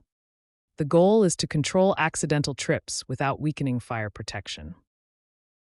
By the end of the training, I should have a room-by-room system selection table, a valve release and reset sequence, supporting hydraulic and layout evidence, and a practical test script covering trip, water flow, low air, supervision, and restoration. This slide shows how a preaction fire protection system connects detection, control, water delivery, and supervision. Start with the water supply and supervised control valve, then follow the path into the preaction valve set and the dry pipe network serving sprinklers in the protected zone. Air or nitrogen supervision helps confirm that the piping remains ready and identifies low-pressure conditions. The release decision is managed through the releasing panel or FACP, which receives inputs from ASD or VESDA, spot or heat detection, valve tamper, low air, water flow, trip status, and panel trouble signals. The key distinction is the release logic. In a single interlock system, approved detection opens the valve and sprinkler operation then produces water flow. In a double interlock system, both approved detection and pressure loss from sprinkler operation are required before the valve opens. That logic is not selected in isolation. It must align with the approved fire strategy, hydraulic design, equipment listings, the AHJ, and insurer requirements. The teaching focus is the trip, alarm, low air, water flow, and restoration sequence, with clear ownership of the evidence at each step. This module focuses on the testing and evidence needed to demonstrate that sprinkler, dry, and pre-action systems are ready to operate when required. I want to emphasize that commissioning is not complete when equipment is installed. It is complete when the system's performance is tested, documented, and available for review. For valve and riser testing, that includes trip tests, water flow alarms, and drain tests. We also verify tamper, supervisory, and low-pressure alarms, then confirm that the system resets and is fully restored within the expected timing. The second area is coverage proof. We review sprinkler or nozzle locations for obstructions, confirm the branch logic for both the data hall ceiling and underfloor spaces, and make sure zone labels, riser diagrams, and isolation boundaries agree with the installed system. Finally, the records must tell a clear story. They should include valve inspections, pressure readings, water flow trends, alarm printouts, and impairment and restoration logs. The evidence must prove not only that the system was tested, but that it was returned to a known, operable condition. This slide focuses on the operational discipline required to turn a system design into a reliable data center fire protection program. The first priority is to operate the system under control. Control valves should remain locked or supervised, and the impairment procedure must be used before any isolation takes place. Next, we need to prove that the system is ready. That means recording valve status and test results, and verifying that signals reach both the Fire Alarm Control Panel, or FACP, and the Building Management System, or BMS. The program also depends on consistent maintenance. Inspect gauges, drains, and alarm devices while keeping pre-action trim and release devices in proper condition. Finally, expand the team's practical capability. Add valve room walkthroughs and practice the pre-action trip and reset demonstration so personnel understand the sequence before an actual event occurs. The most important concept is repeatable operational discipline. Control the system, prove its status, maintain its readiness, and continually improve how people use it. This module focuses on the complete fire-water infrastructure supporting a data center, from storage and pumping to hydrants, fire department connections, and brigade access. The system is organized around resilient, maintainable components, including two-cell water storage, ring mains, and interfaces for emergency response. The slide presents two storage and pumping arrangements. Option 1 uses an above-ground two-cell tank with horizontal split-case pumps. The flooded suction and anti-vortex intake support reliable pump operation, while dividing the tank into two cells helps maintain serviceability during inspection or maintenance. Option 2 places the two-cell tank underground and uses vertical turbine pumps with submerged bowls and above-grade drivers on the pump deck. Across both arrangements, the key design principle is dedicated control for every electric, diesel, and jockey pump. Remote enunciation is for monitoring only.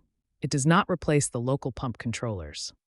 The learning path then moves logically from system intent to operating sequence to cause and effect, and finally to the evidence needed to verify that the system performs as designed. This slide focuses on a critical principle for tank cell isolation. Isolation must prove both available volume and a valid pump path. The worked arrangement uses two 400 cubic meter cells, providing 800 cubic meters gross. However, if one cell is isolated, the remaining cell cannot retain the 749.5 cubic meter usable demand. A valid suction path alone is not enough. The remaining usable volume must also meet the demand, or impairment controls are required. The operating state should be clear. One cell is available while the other is isolated for maintenance, with isolation points visible and testable. Electric, diesel, and jockey pump functions need independent controllers and separate duty and standby proof. The refill path and the fire department connection, or FDC, must also remain valid. The design intent is to provide isolatable paths without creating a hidden common failure, while separating controller and power dependencies. From a testing perspective, each isolation state and refill path must be demonstrated independently. The key evidence is a water supply state map, supported by pump acceptance documentation. This module focuses on the firewater system as an integrated chain, from the water source and pump set through the ring main, hydrants, FDC, and Brigade interface. The goal is not simply to select equipment, but to show that the system remains available, testable, and maintainable in real site conditions. A key decision is whether the suction condition supports horizontal split case pumps, or whether vertical turbine pumps are more appropriate. We also need to understand how a two-compartment tank supports equalizing, isolation, planned cleaning, and continued operation when one cell is unavailable. The pump arrangement includes electric, diesel, and jockey pumps, with independent controllers and a defined pressure sequence. The design review should answer several practical questions. Does the remaining tank cell provide the required usable duration? Is positive flooded suction available? For vertical turbine equipment, are the drivers, controllers, and removal access above grade and protected from flooding? And where are the testing, refill, FDC, and damper access points? The final deliverables are 2 pump and tank options, equipment and set point schedules, a maintenance and impairment procedure, and evidence from pump curves, flow tests, and Brigade access reviews. This slide compares 2 firewater storage and pumping arrangements, with the central principle being 2-cell maintainability. The tank is divided into Cell A and Cell B, so one compartment can be isolated for cleaning while the other preserves the required usable firewater duration and a compliant pump path. Option 1 uses an above-ground, 2-cell tank with horizontal split-case pumps. Each pump has an individual suction branch from the tank-fed gallery, anti-vortex plates protect the intakes, and a valved equalizing connection can be isolated during maintenance. Flooded suction is required at the minimum tank level, and the suction piping must avoid air pockets. Option 2 places the tank underground and uses vertical turbine pumps. The drivers and controllers remain in a dry, accessible pump room above grade. Here, bowl setting, minimum submergence, intake clearances, and top slab removal access are critical design considerations.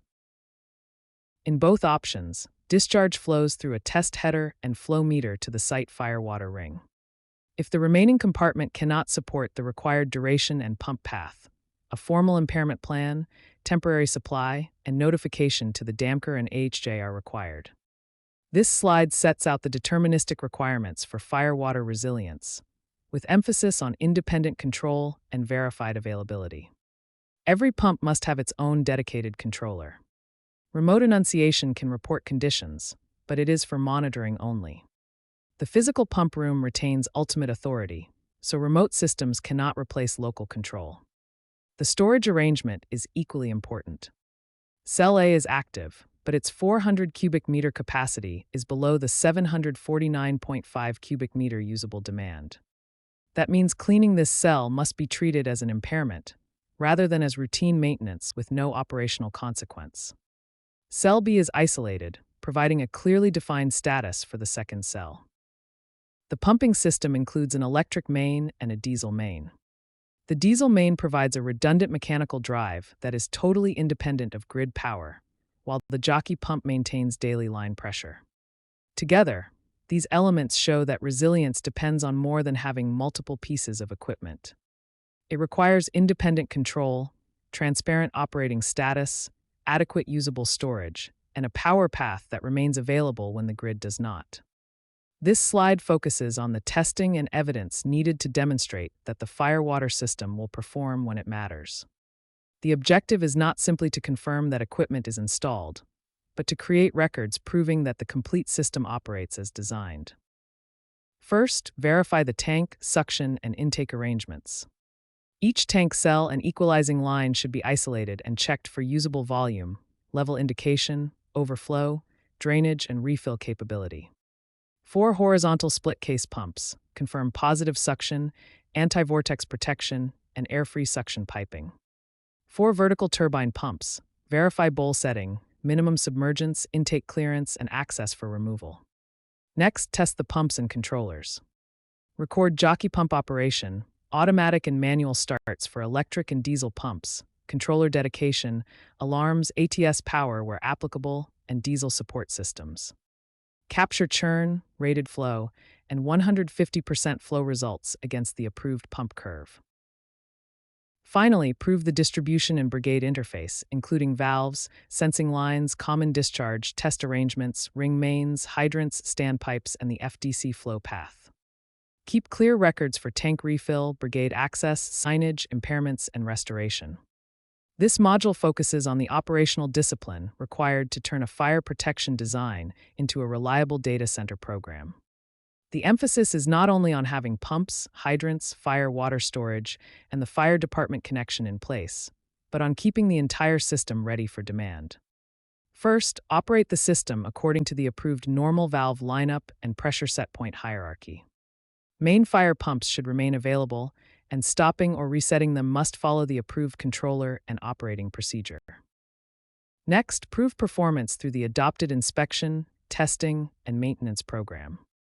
That includes pump runs, flow tests, alarm tests, water level checks, and exercises for one cell-out operation, isolation, equalization, and restoration.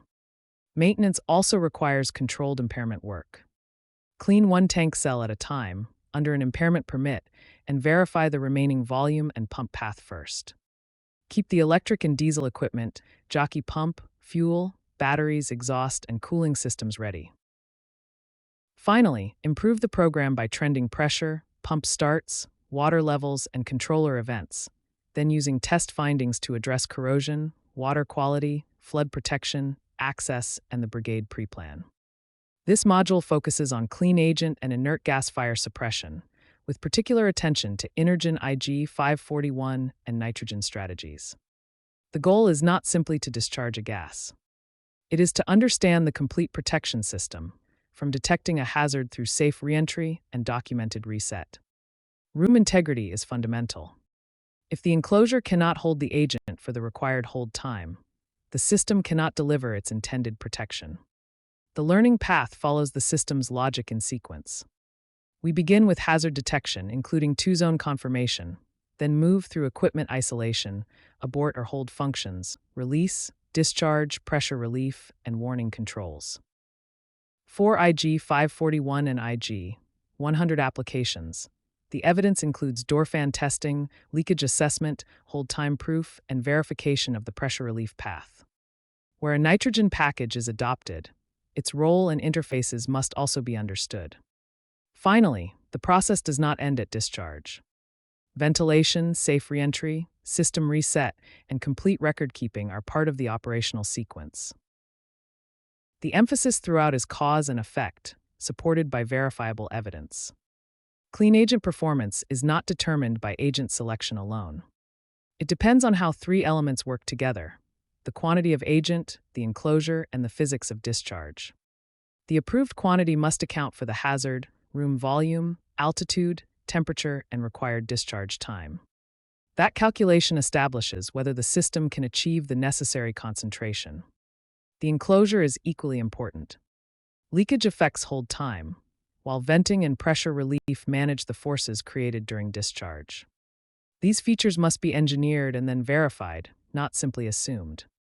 Acoustic exposure also needs attention, particularly where sensitive equipment or occupied areas are involved.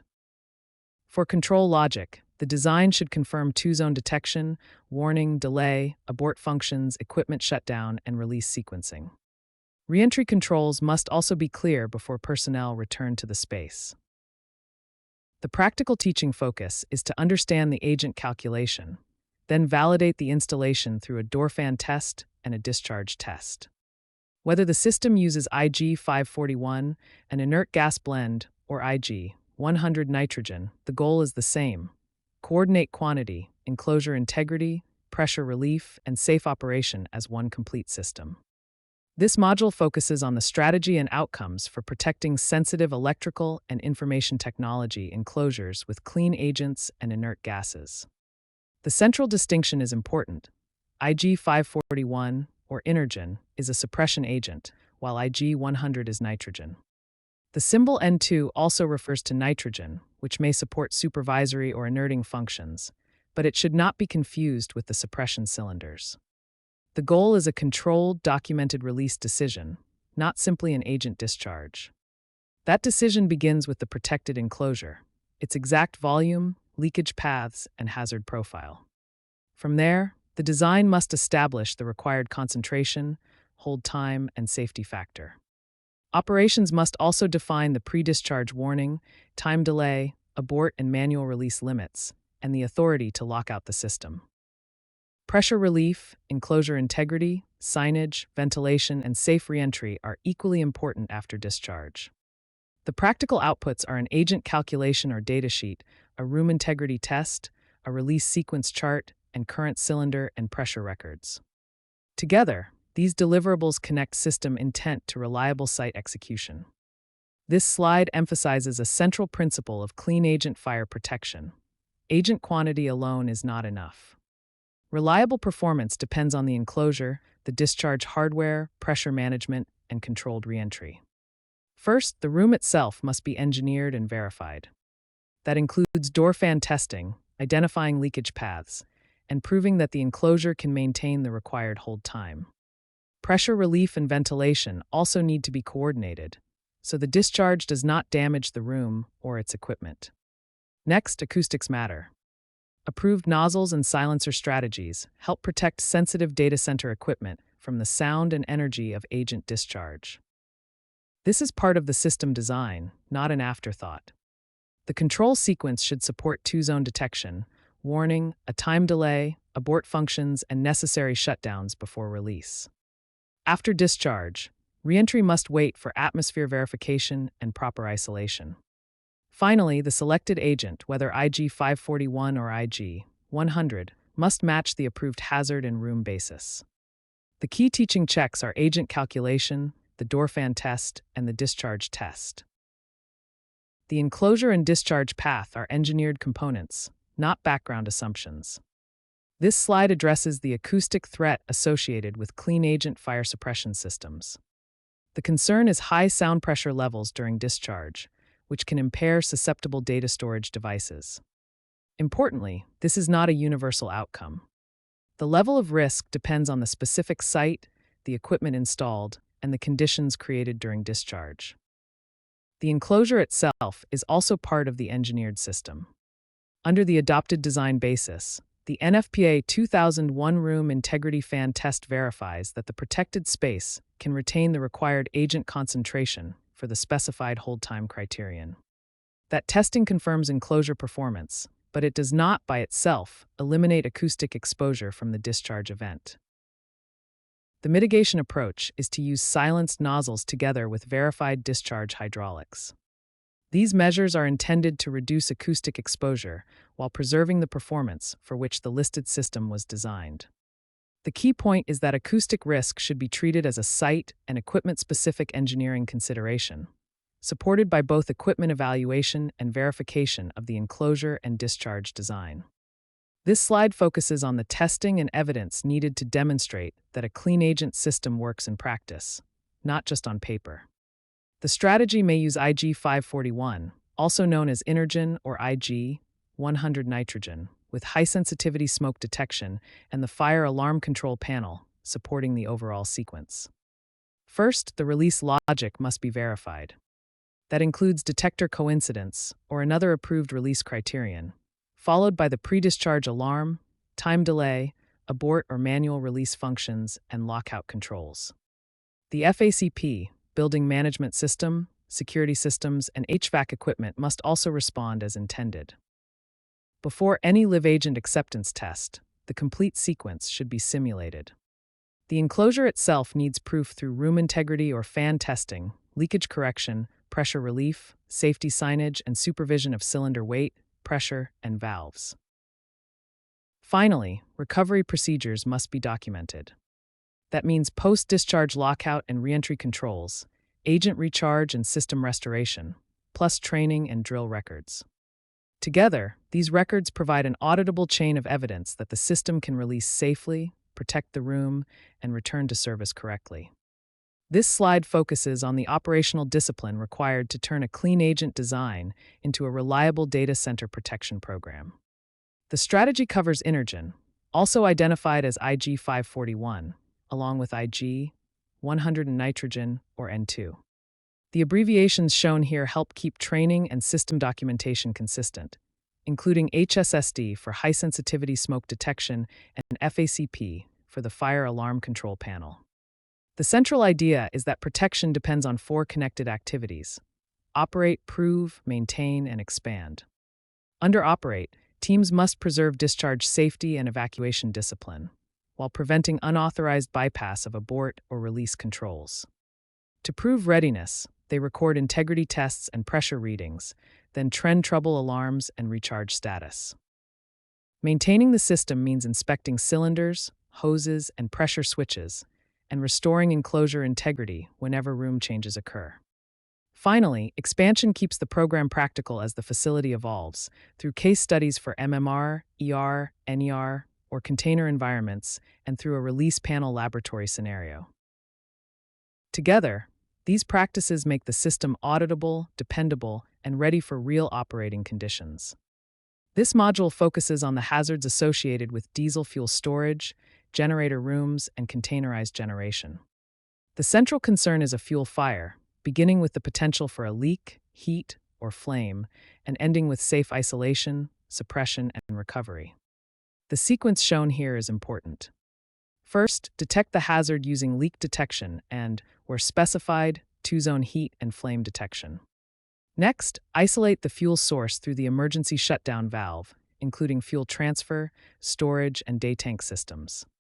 Ventilation control and an equipment trip may also be part of the protective response. If release is required, the system should verify the initiating conditions and manage any abort or hold function before discharge.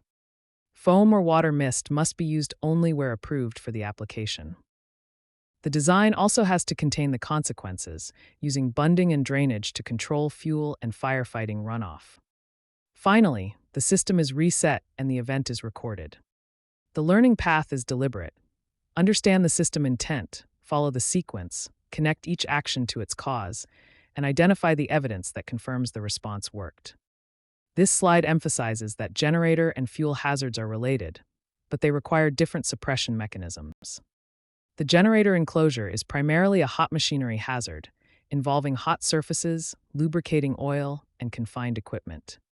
Water mist is used here for cooling and rapid heat absorption, helping address machinery and enclosure fires. By contrast, the fuel pump room presents leak, spray, spill, and Class B pool fire scenarios. That response relies on approved foam and water strategies, along with blanketing, drainage, and fuel isolation. The design intent is to keep engine and exhaust thermal shock separate from fuel fire behavior, while coordinating drainage and ventilation. The control sequence is equally important. The system must detect flame, heat, or a leak, then isolate fuel and trip ventilation as approved before suppression releases. Afterward, the process includes resetting the system and preserving evidence, while also proving that environmental controls operated as intended. The teaching focus is practical. Build a clear hazard register and understand the emergency shutdown and suppression sequence from detection through reset. This module focuses on deterministic engineering evidence for heavy machinery fire scenarios, specifically thermal shock and pool fires. The central idea is that protection performance must be tied to an approved, defined system design, rather than treated as a general assumption. Thermal shock is the key design risk. For high-pressure water mist, atomized droplets control heat through a specified nozzle arrangement. That arrangement establishes the water demand and the expected thermal exposure, so both can be evaluated against the approved system design. The important point is that nozzle configuration and system demand are part of the evidence, not secondary details. For low-expansion foam, the design basis is similarly explicit. Application rate, foam density, and duration must follow the approved listing and the applicable NFPA 11 or NFPA 16 requirements. These parameters define how the foam is expected to control a pool fire hazard and provide a consistent basis for review. Together, these examples show a disciplined approach. Identify the hazard, define the protection system, and verify performance using the listed arrangement and adopted design standards. This module focuses on the hazards created by fuel systems and generator operations, and on selecting a response that is safe, engineered, and practical for the site. I want to begin with the hazard picture: diesel spills, pressurized fuel spray, pool fires, hot exhaust, and day tank risks. From there, we connect detection for leaks, flames, and heat with fuel emergency shutdown, ventilation, and the generator interface. The central principle is controlled isolation without creating a more dangerous generator condition. That means we need clear answers about bulk tanks, day tanks, fill points, transfer lines, manual release, abort, and emergency stop processes. Suppression is not one size fits all. Water mist, foam, or another approved alternative must be listed for the hazard, properly engineered, and accepted by the AHJ and OEM. We also need to plan for discharge runoff, drainage isolation, spill containment, and environmental restoration, coordinating with the fire brigade and owner. The practical outputs are a fuel hazard register, an ESD cause and effect chart, suppression test records, and a documented spill and recovery procedure. This slide focuses on a containerized generator protected by a water mist system. The design is not simply about installing nozzles. It depends on complete coverage and properly sequenced interlocks. Nozzles should protect the engine, alternator, cable areas, and exhaust hot surfaces, while spacing and obstruction clearances are checked against the approved fire test basis. Coverage, detection, and control logic must work together. The release path begins with heat or flame detection. A cross-zoned input signals the releasing panel, which initiates the warning sequence, fuel isolation, and ventilation control. Only after those responses are proved should the nitrogen pilot actuate the water discharge. This sequence helps prevent an uncontrolled release and confirms that the generator is moving toward a safe state before suppression begins. Verification is just as important as installation. The team needs to prove pilot actuation, discharge pressure, cylinder quantity, nozzle coverage, and the reset process. Finally, recovery evidence should document what happened and confirm the system is ready for service. In practice, this means coordinating the ESD, FACP, BMS, and fire brigade interfaces, with the AHJ requirements clearly understood. This slide focuses on the testing and evidence needed to demonstrate that fuel, generator, foam, and water mist protection systems work as intended. The goal is not simply to complete a test, but to maintain commissioning, operational, and audit records that clearly prove the results. Evidence is what turns a claimed safety function into a defensible one.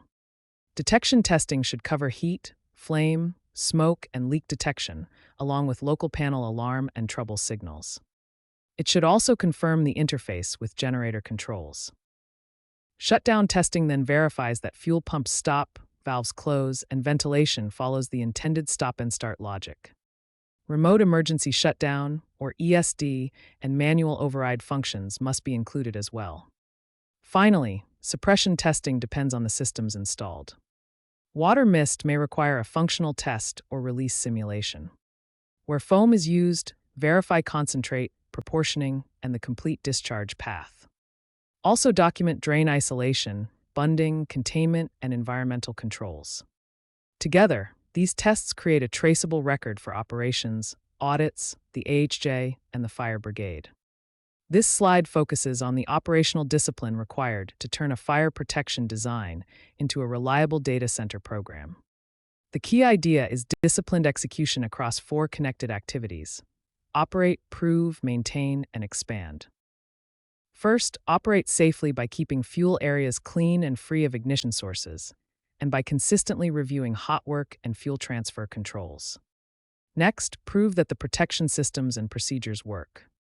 That means maintaining emergency shutdown, or ESD, and discharge test records, while also documenting spill response and system restoration. Maintenance is equally important.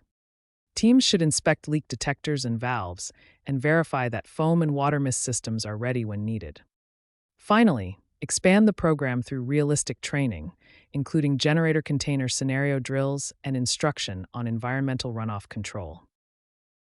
Together, these practices connect daily operations with emergency response and ongoing improvement. The goal is not simply to install equipment, but to maintain readiness, preserve clear records, and ensure personnel can respond safely and consistently when fuel, generator, foam, or water mist hazards are involved. This module focuses on fire safety for electrical rooms and the equipment that supports critical power systems, including low and medium voltage switchgear, UPS units, VRLA batteries, lithium-ion energy storage systems, transformers, and related medium voltage equipment. The central idea is to manage a hazard through a disciplined sequence: detect, isolate, release, verify, and recover. Detection must match the hazard. That includes aspirating smoke detection and clean agent systems for electrical spaces, two-zone confirmation where required, and dedicated monitoring for smoke, heat, or battery off-gas. Once a threat is confirmed, the response may include equipment trips, emergency power-off or EPMS actions, energy isolation, ventilation or exhaust, and controlled suppression. For lithium-ion systems, the emphasis is on isolating the energy source, cooling as approved, and sustaining cooling when necessary. The slide also highlights operational controls such as abort and hold functions, discharge verification, reset procedures, and recording the event. The learning path moves from system intent to sequence to cause and effect, and finally to the evidence needed to demonstrate that the response worked. A containerized PTU may look like one compact enclosure, but it contains several distinct hazards. The low-voltage switchgear, UPS electronics, and lithium-ion batteries each require a different fire protection response. The key principle is to zone protection by hazard, rather than treating the PTU as a single volume. For the LV switchgear and UPS area, aspirating smoke detection, heat detection, and coordinated trip and isolate actions support the use of an approved inert gas or clean agent system after shutdown. The lithium battery zone requires a different approach: battery management system signals, off-gas and heat detection, energy isolation, emergency exhaust, and sustained cooling. Physical segregation is important, but the design must also account for airflow, doors, cable entries, pressure relief, and ventilation interlocks. The fire alarm and releasing panels need coordinated logic with the UPS, BMS, ventilation system, and authorized emergency power-off controls. Finally, protection is not complete until recovery is demonstrated. The integrated cause and effect sequence should be tested and witnessed, including shutdown, suppression or cooling, ventilation, verification, and safe restoration of the PTU. This slide focuses on a critical starting point for protecting transformers and 20 kV ring main units. Identify the equipment type before choosing the suppression strategy. Dry-type and liquid-filled transformers do not have the same fire behavior, so they cannot automatically share the same protection approach. Dry-type transformers, along with RMU and low-voltage panels, typically require detection, a confirmed trip or isolation, and suppression that matches the equipment listing and the approved hazard analysis. Liquid-filled transformers require attention to leak and fire detection, fluid containment, and an approved water spray, mist, or deluge system. The sequence is just as important as the hardware. The system must trip and prove de-energization before releasing suppression, then coordinate ventilation, warnings, discharge, and safe reentry. Arc isolation, enclosure pressure, and ventilation control all affect that sequence. Finally, restoration should be controlled and supported by evidence that the hazard is clear, the equipment is safe to re-energize, and recovery can proceed without creating a new risk. This slide presents the core defense strategy for an energy storage system, or ESS, event: early warning, energy isolation, and sustained propagation control. Thermal runaway can produce both intense heat and flammable gases, so the response has to address more than fire detection alone. First, the system should detect off-gas and heat early, then alarm, trend, and localize the affected rack before the event escalates. Second, operators must isolate energy within the approved boundary and control the atmosphere by managing exhaust and potential ignition sources. Third, water-based cooling must be sustained long enough to limit propagation, while the team coordinates drainage, runoff, and responder access.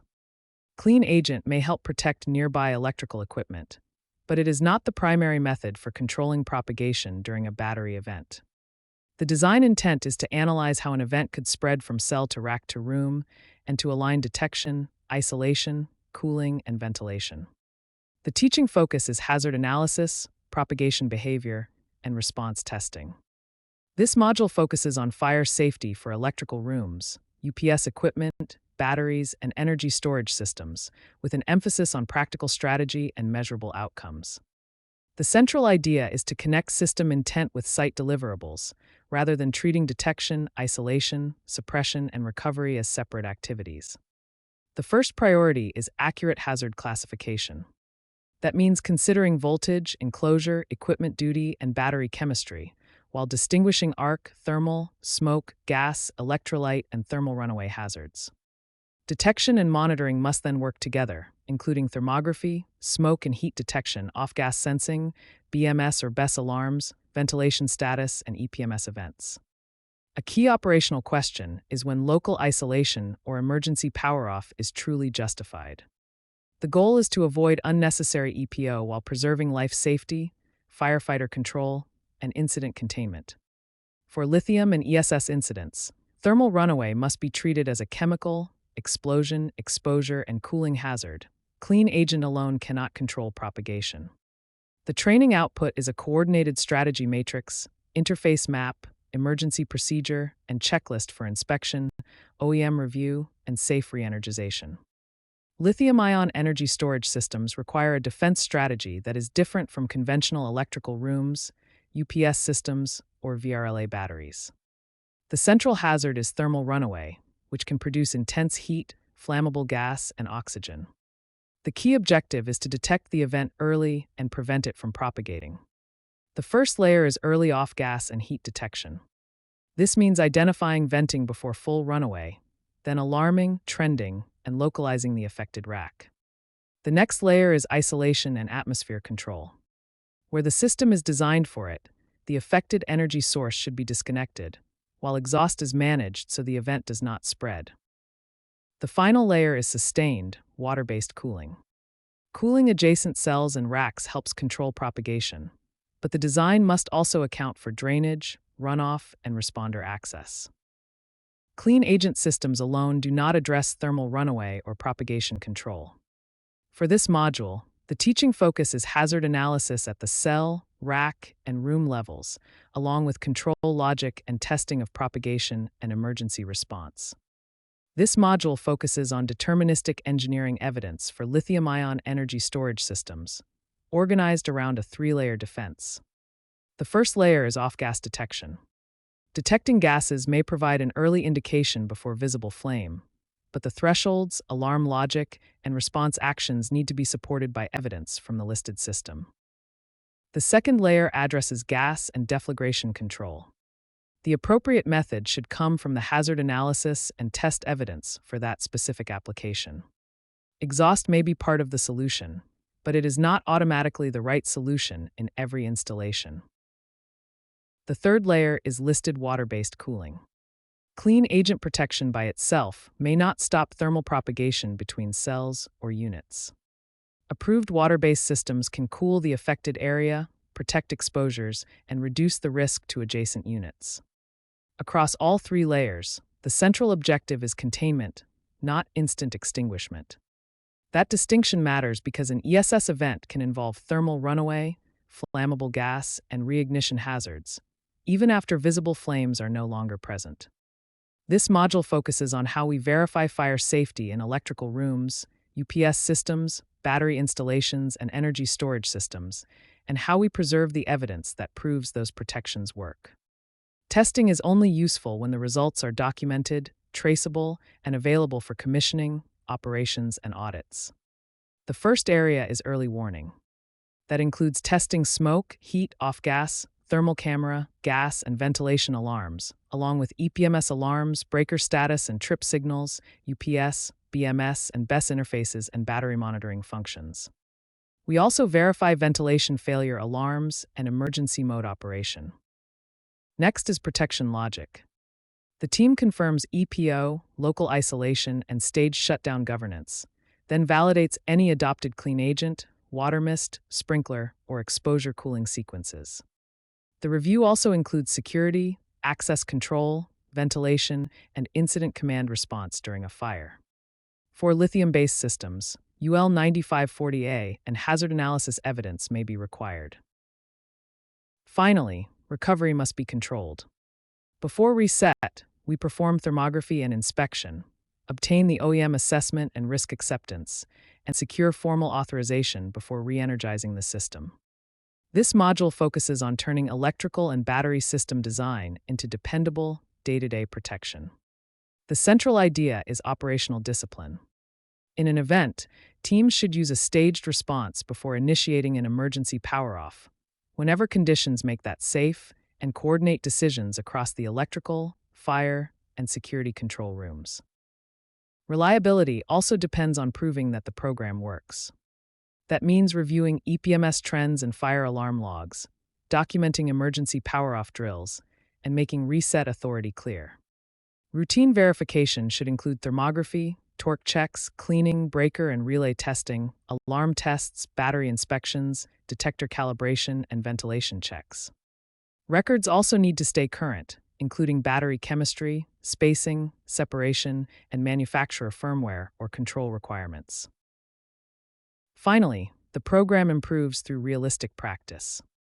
Teams should study electrical room and battery event cases and rehearse scenarios involving switchgear smoke, UPS off-gassing, and ESS thermal runaway. The goal is not simply to have procedures on paper, but to operate, verify, maintain, and continuously improve them as one coordinated protection system. This module explains how a high-rise zone smoke control system coordinates pressurization, smoke extraction, and HVAC response during a fire. The central idea is a 3-zone pressure strategy. The fire floor is maintained at a controlled negative pressure, so smoke is directed toward dedicated extract fans, while the floors immediately above and below are positively pressurized to limit smoke migration.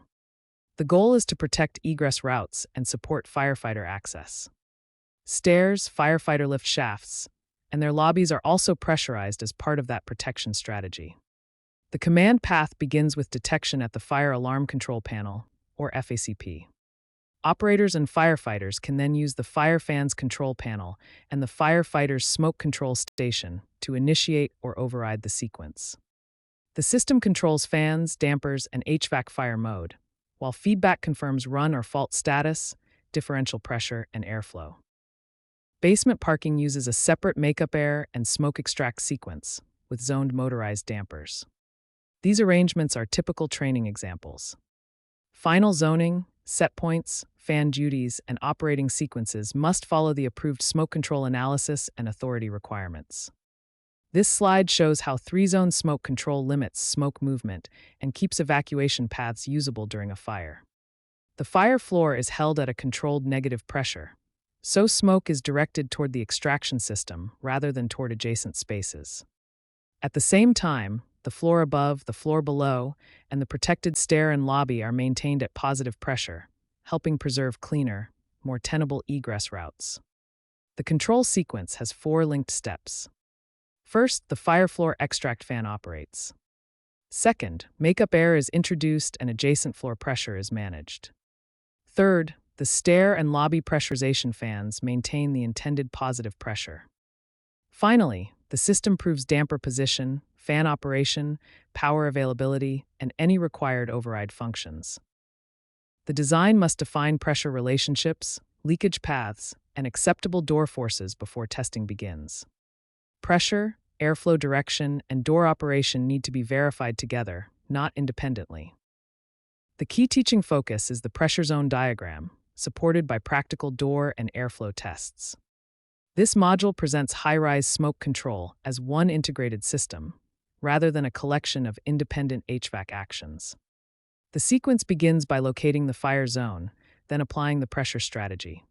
Typically, the fire floor is kept negative, while the immediately adjacent floors above and below are kept positive to limit smoke movement and protect egress. We also need to distinguish the different functions involved, including smoke extraction, dedicated makeup air, stair and firefighter lift lobby pressurization, and shaft protection. Life Safety Command always takes priority over normal HVAC operation. From there, the system commands the appropriate fans, variable frequency drives, and fire or smoke dampers. Design and operations teams must confirm which zones respond to each fire location, how pressure, airflow, door force, and equipment status are proven, and what remains available if the BMS, network, or a fan is lost. Finally, field proof verifies the sequence before reset and restoration. The required deliverables include zone matrices, point schedules, cause and effect charts, test sheets, and clear procedures for manual control, impairment, reset, and return to normal. Basement and parking smoke control follows a separate sequence. This slide presents the visual architecture for smoke control, fire ventilation, and HVAC interfaces in a data center. The core objective is to convert a verified fire location into a stable pressure response, while preserving local safety functions and firefighter control. The command path begins with the fire zone and detectors, moves through the FACP and the approved cause and effect sequence, and then reaches the FFCP or FSCS. From there, fans, VFDs, dampers, and AHUs or CRAWs are placed into the required fire mode. The essential principle is that every automatic action must also be proven in the field. On the fire floor, smoke extract operates, dedicated makeup air is enabled, and extract exceeds supply. Stairwells, fire lift lobbies, and shafts are positively pressurized to limit smoke migration and protect egress and firefighter access. The floors above and below support that pressure strategy in opposite directions. Basement parking is treated as a separate engineered zone, with its own extract, makeup air, dampers, and sequence. Verification includes fan run and fault, damper position, differential pressure, airflow, door force, and emergency power. BMS and DCM may monitor approved points, but life safety controls remain authoritative. This slide focuses on how pressure zones support smoke control in high-rise buildings. The key idea is that smoke is not simply removed by exhaust fans. Instead, the system creates invisible barriers of atmospheric pressure that help contain smoke and limit its movement. The diagram distinguishes between positive pressure and controlled negative pressure. In a controlled negative zone, the exhaust volume exceeds the supply, creating a pressure relationship that draws air and smoke away from protected areas. Positive pressure works in the opposite direction. It supplies air to create a pressure difference that resists smoke entry. The most important application is the egress path. Dedicated pressurization helps protect that path by maintaining conditions that are less vulnerable to smoke intrusion. In other words, the system is not relying on one action alone. It combines exhaust, supply, and pressure relationships to create a deliberate containment strategy. This is the essence of deterministic engineering evidence, showing how the pressure zones are intended to behave and how that behavior supports safe movement through the building during a smoke event. This slide focuses on how smoke control acceptance must demonstrate the complete pressure strategy, not simply that a fan rotates or that one differential pressure reading looks acceptable. The key is functional sequence proof. We verify the fire zone input, the fire alarm and firefighter control commands, and the approved startup sequence for extract, makeup air, supply, and pressurization fans. We also confirm damper positions and fail states, HVAC fire mode behavior, emergency power, local and manual firefighter controls, and selected failures involving fans, actuators, sensors, and communications. Performance acceptance then checks the results in the occupied building. That includes negative pressure on the fire floor, positive pressure above and below it, stair and lift lobby pressures, extract and makeup airflow, airflow direction, and door opening performance. Basement parking smoke control is tested separately. Finally, the evidence must support both approval and future maintenance. Records include the smoke control report, drawings, cause and effect matrix, fan and tab data, calibration records, pressure and airflow test sheets, trend captures, alarm chronology, reset records, and an IDM schedule covering all major equipment and firefighter controls. This module focuses on the operational discipline required to control smoke, support firefighting, and return the system safely to normal. The sequence is straightforward. Identify the alarm and zone, execute the approved mode, verify the proof points, manage any failure, and then reset and restore. The life safety smoke control mode takes priority over normal BMS or cooling objectives. Operators should use the approved zone matrix and firefighter control procedure, while coordinating evacuation, firefighter access, security, and critical facility teams. They must confirm that the fire floor, adjacent floors, pressurized egress zones, and basement parking respond as intended. Maintenance includes exercising smoke extract, makeup air, and pressurization fans, and inspecting the associated drives, dampers, actuators, filters, ducts, and instrumentation. After changes to the fire alarm, controls, HVAC, dampers, or software, the system must be retested. Integrated testing should demonstrate one device out operation, emergency power performance, synchronized trends, and controlled return to normal. Finally, drills should cover fan or damper failure, communication loss, manual override, zone reassignment, and impairment control. Every test or incident should produce improvements to procedures, training, the matrix, or maintenance. This module focuses on how the fire protection system integrates with the wider data center environment, including MEP, security, ICT, monitoring, lifts, gates, and SOC or NOC operations. The central principle is governance. Every interface has a defined role, authority, and evidence trail. The operating sequence begins with detection. Fire devices report through supervised life safety pathways, while ASD or VESDA systems provide early detection. The FACP and Fire Command Center then verify the input and retain autonomous logic and output authority.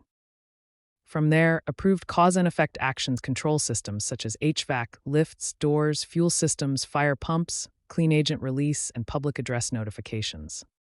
A key distinction is that BMS, EPMS, DCM, and SOC systems generally consume read-only status and event information. They do not replace the fire panel's control authority.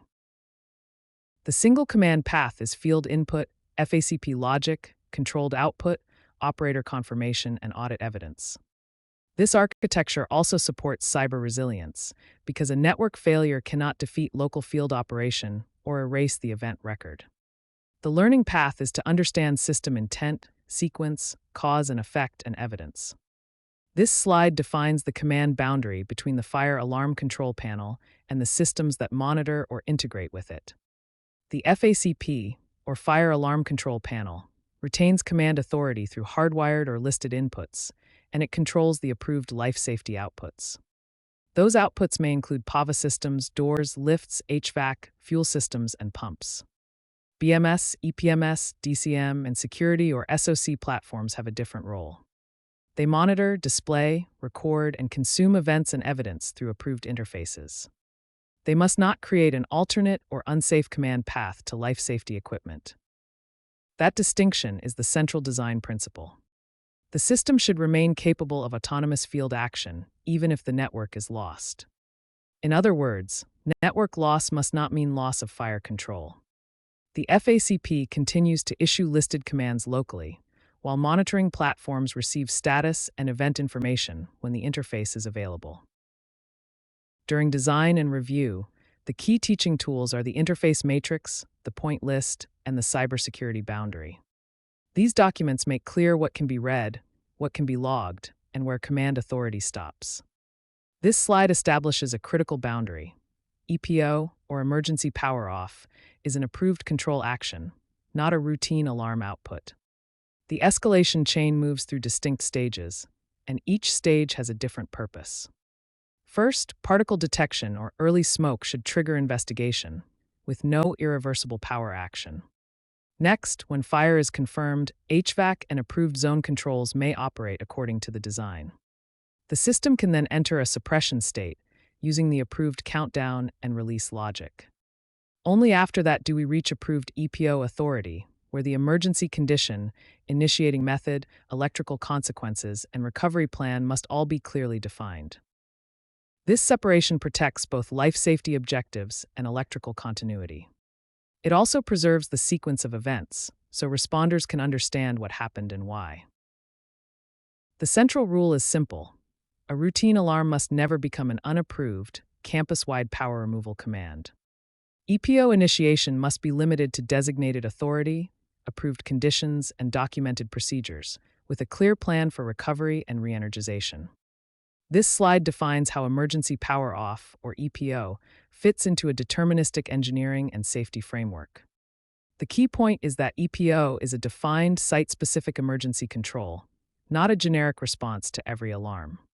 The examples at the top show different levels of response. A two-zone fire condition initiates the suppression countdown. A confirmed fire in one zone trips the HVAC system and closes the dampers. A particle detection produces an alert for investigation, but it does not automatically initiate an EPO. When EPO is approved, it may remove power within a specific approved boundary. That boundary matters because EPO does not inherently mean shutting down the entire data center load. The actual initiation logic, interlocks, and exceptions must follow the adopted code, the authority having jurisdiction, and the accepted design. So, in practice, EPO should never be treated as an undocumented routine alarm output. Its operation needs to be explicitly defined, reviewed, approved, and understood by the teams responsible for life safety, facility operations, and the protected equipment. This module focuses on how fire protection systems connect with the broader data center environment, from system intent through practical site deliverables. The goal is not simply to connect platforms, but to define safe and accountable interactions between the building management system, electrical power monitoring system, DCAM, security and network operations centers, and the security management system. The central outcome is clear command boundaries. We need to know which platform is authorized to command equipment, which is monitor only, and which system serves as the source of truth for each fire event. That distinction is especially important when coordinating access control, door release, gates, and elevators for evacuation and fire brigade access. The design must also address IT and OT segmentation, cybersecurity, time synchronization, event retention, and behavior during network, server, HMI, or time sync failures. The training should produce tangible evidence, an interface matrix, a complete point list with alarm priorities, network and firewall rules, and integrated test records. These deliverables demonstrate that the integration works safely in operation, not just on paper. This slide establishes a critical principle for integrated fire protection. Monitoring platforms observe, while the fire system commands.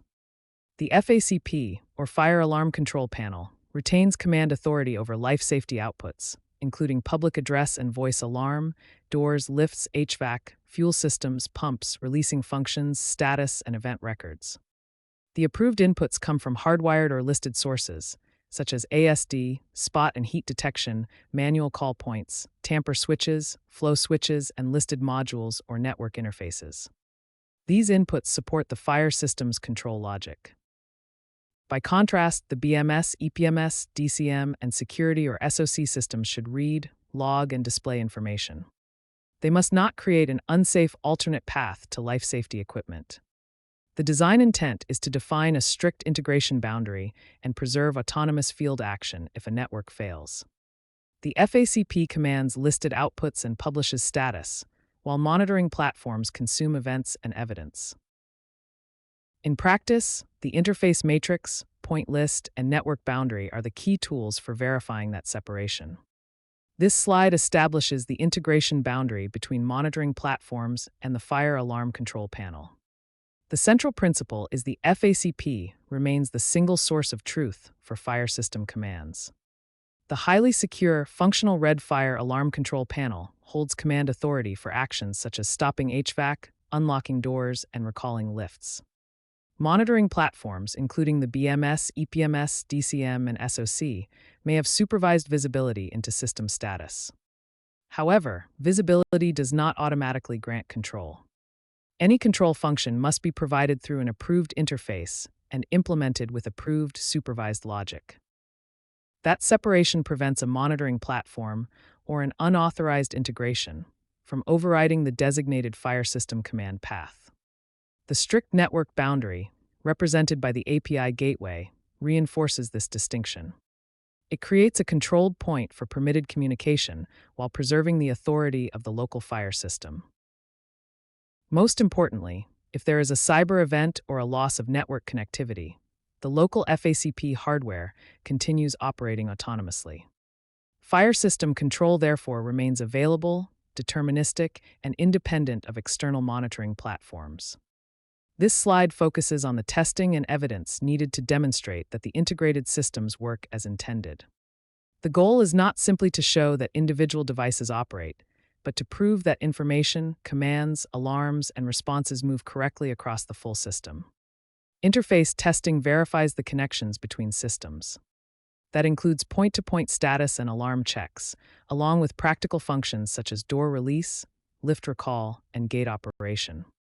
We also verify that the BMS, EPMS, and DCM display accurate trends over time. Resilience testing then examines what happens when something goes wrong. We test network loss, confirm that local panels remain autonomous where required, and check the fallback process if a server or HMI becomes unavailable. Time synchronization is also important because event chronology must remain consistent across systems. Finally, the records provide the audit trail.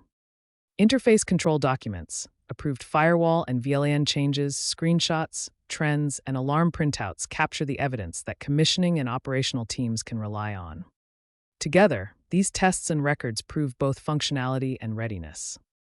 This module focuses on the operational discipline required to turn an integrated design into a dependable data center fire protection program. The key idea is that MEP systems, security, ICT, and monitoring platforms must work together under clear operating rules, not just communicate technically. First, control the response. I need to respect command authority boundaries and ensure that everyone is working from a single source of truth, rather than making decisions from conflicting screens or messages. Next, prove that the integration is working. That means preserving logs from every relevant platform, including the BMS, EPMS, DCM, and security or network operations systems. I also need to investigate mismatched timestamps and missing alarms, because those gaps can undermine both response and accountability. Finally, improve the system over time. Changes should follow formal management of change procedures, and fire interfaces must be protected from unauthorized access. Regular IT, operational technology, and security management exercises, including incident playback, help verify cybersecurity, time synchronization, and command authority behavior. Reliable protection depends on disciplined operation, verification, and continuous improvement. This module focuses on what happens after the fire protection system is handed over. The goal is lifecycle governance that keeps the system reliable over time, not simply compliant on the day it is commissioned. We follow the protection journey through 6 connected outcomes: prevent, detect, decide, notify, suppress, and recover. That journey spans the data hall, electrical and UPS areas, generators and fuel systems, fire-water infrastructure, and common areas. It also connects the technical layers, including ASD and VESDA detection, Preaction and clean agent suppression, flame, mist or foam systems, sprinklers, hydrants, and the FACP or FCC, with the BMS and EPMS. The operational backbone is the IDM program, supported by impairment management, drills, and an audit library. Together, these practices make sure systems are inspected, temporary outages are controlled, response sequences are exercised, and evidence is available when needed. The learning path is intentional. First, understand system intent, then the sequence, then the cause and effect relationships, and finally the evidence that demonstrates readiness. This slide shows commissioning as an evidence chain, moving from design intent all the way to resilient operation. The project-defined stages run from CXL0 intent and CXL1 design, through factory checks, installation, functional testing, integrated system testing, and finally handover at CXL6. At every stage, the result must connect back to an approved requirement, a defined test method, and a clear acceptance criterion. That connection is what makes the record defensible, rather than simply documenting that a test occurred. The evidence also needs to cover more than normal operation. We need to prove failure and recovery scenarios, including backup power, network loss, pump duty and standby operation, and physical alarm conditions. Witness records, defect closeout, and turnover documentation preserve that traceability. The key teaching point is that the evidence is as important as the hardware. In the project example, we will follow the CXL0 through CXL6 path and focus on how witnessing and turnover records demonstrate that the approved design intent has been installed, tested, and prepared for operations and maintenance drills. This slide focuses on commissioning through Level 5 Integrated System Testing, or IST. The key idea is that true validation is not simply pressing a test button on a control panel. Level 5 testing physically stresses the deterministic logic under controlled conditions. Under an approved safe test plan, engineers simulate the kinds of disruptions the system is expected to withstand. These include a crash test scenario, a cut to the main power supply, and loss of network communications. Representative detection inputs are also initiated, while artificial smoke may be deployed to exercise the system's response in a realistic way. The purpose is to confirm more than an individual component's operation. The team verifies that the system can fall back autonomously, that pumps remain available, and that the panels respond correctly when normal power, communications, or expected inputs are interrupted. In other words, Level 5 commissioning demonstrates that the integrated system behaves deterministically under physical stress, rather than merely appearing functional during a routine panel test. Safe impairment means temporary risk stays visible, controlled, and reversible throughout the work. The goal is not simply to shut something down, but to define the protection boundary, maintain compensation, and make sure everyone knows what has changed. The process has 5 steps. First, plan the scope, risk, and authority. Second, isolate using lockout/tagout, with valve and circuit status confirmed, no undocumented bypasses, and an active escalation route. Third, protect the area with a fire watch and other temporary measures. Fourth, test by restoring the complete sequence, not just one component.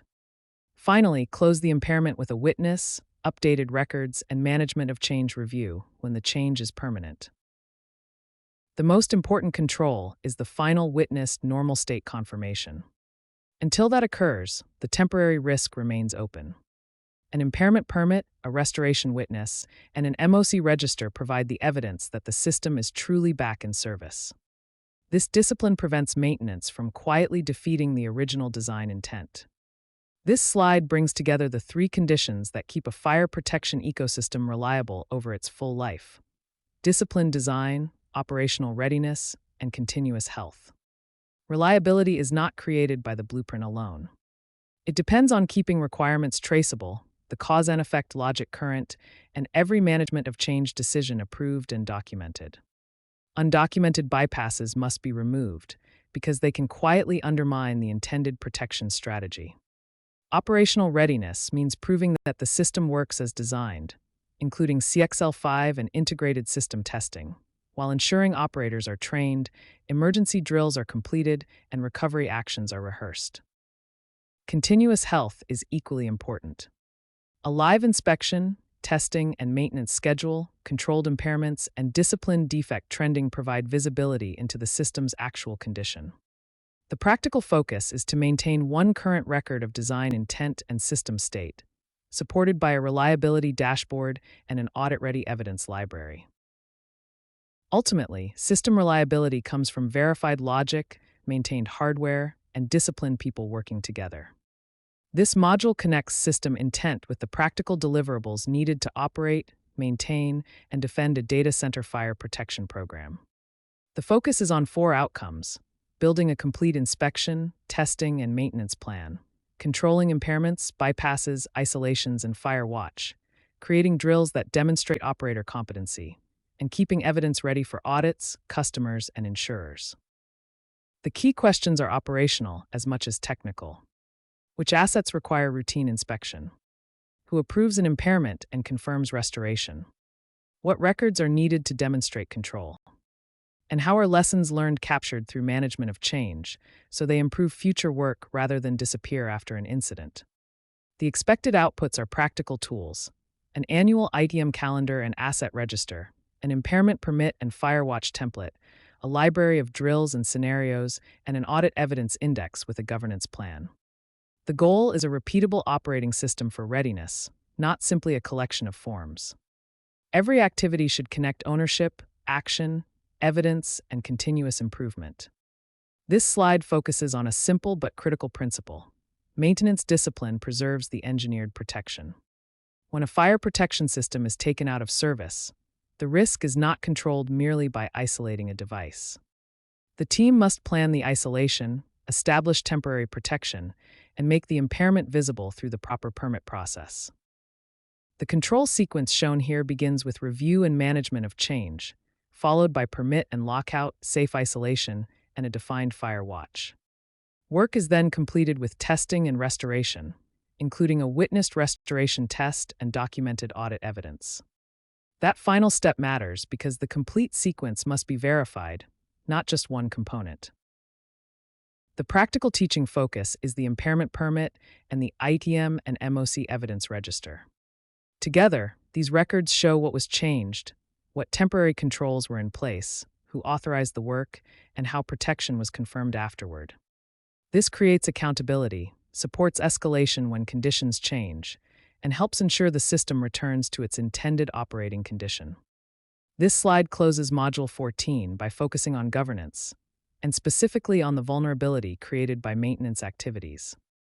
A high-availability fire protection ecosystem may be technically sophisticated, but its reliability still depends on disciplined human processes and clear evidence. Maintenance must be audit-ready, controlled, and verifiable. That means inspection, testing, and maintenance, or ITM, must be completed and documented in a way that supports confidence during an audit. When equipment or systems are impaired, Fire Watch provides human patrols until protection is restored. Lockout/tagout, or LOTO, adds a physical control by placing padlocks on isolated valves, helping prevent unintended operation. Management of change, or MOC, closes another important gap. There can be no undocumented bypasses or informal changes that alter the system's protective function. The broader lesson is that human blindness can undermine even the best engineering. Reliability is not established by design alone.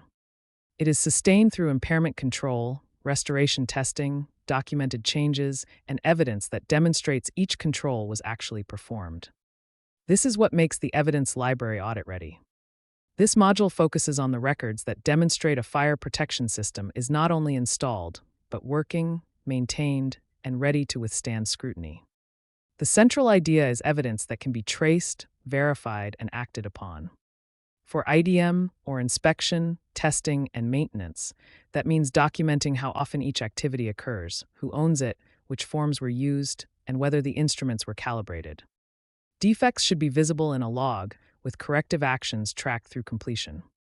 Operational proof covers the periods when the system is impaired or modified. Impairment permits, fire watch records, bypass and isolation logs, and restoration records show that risks were controlled. Training and drill attendance provide evidence that operators understand their responsibilities. Finally, audit readiness depends on organization.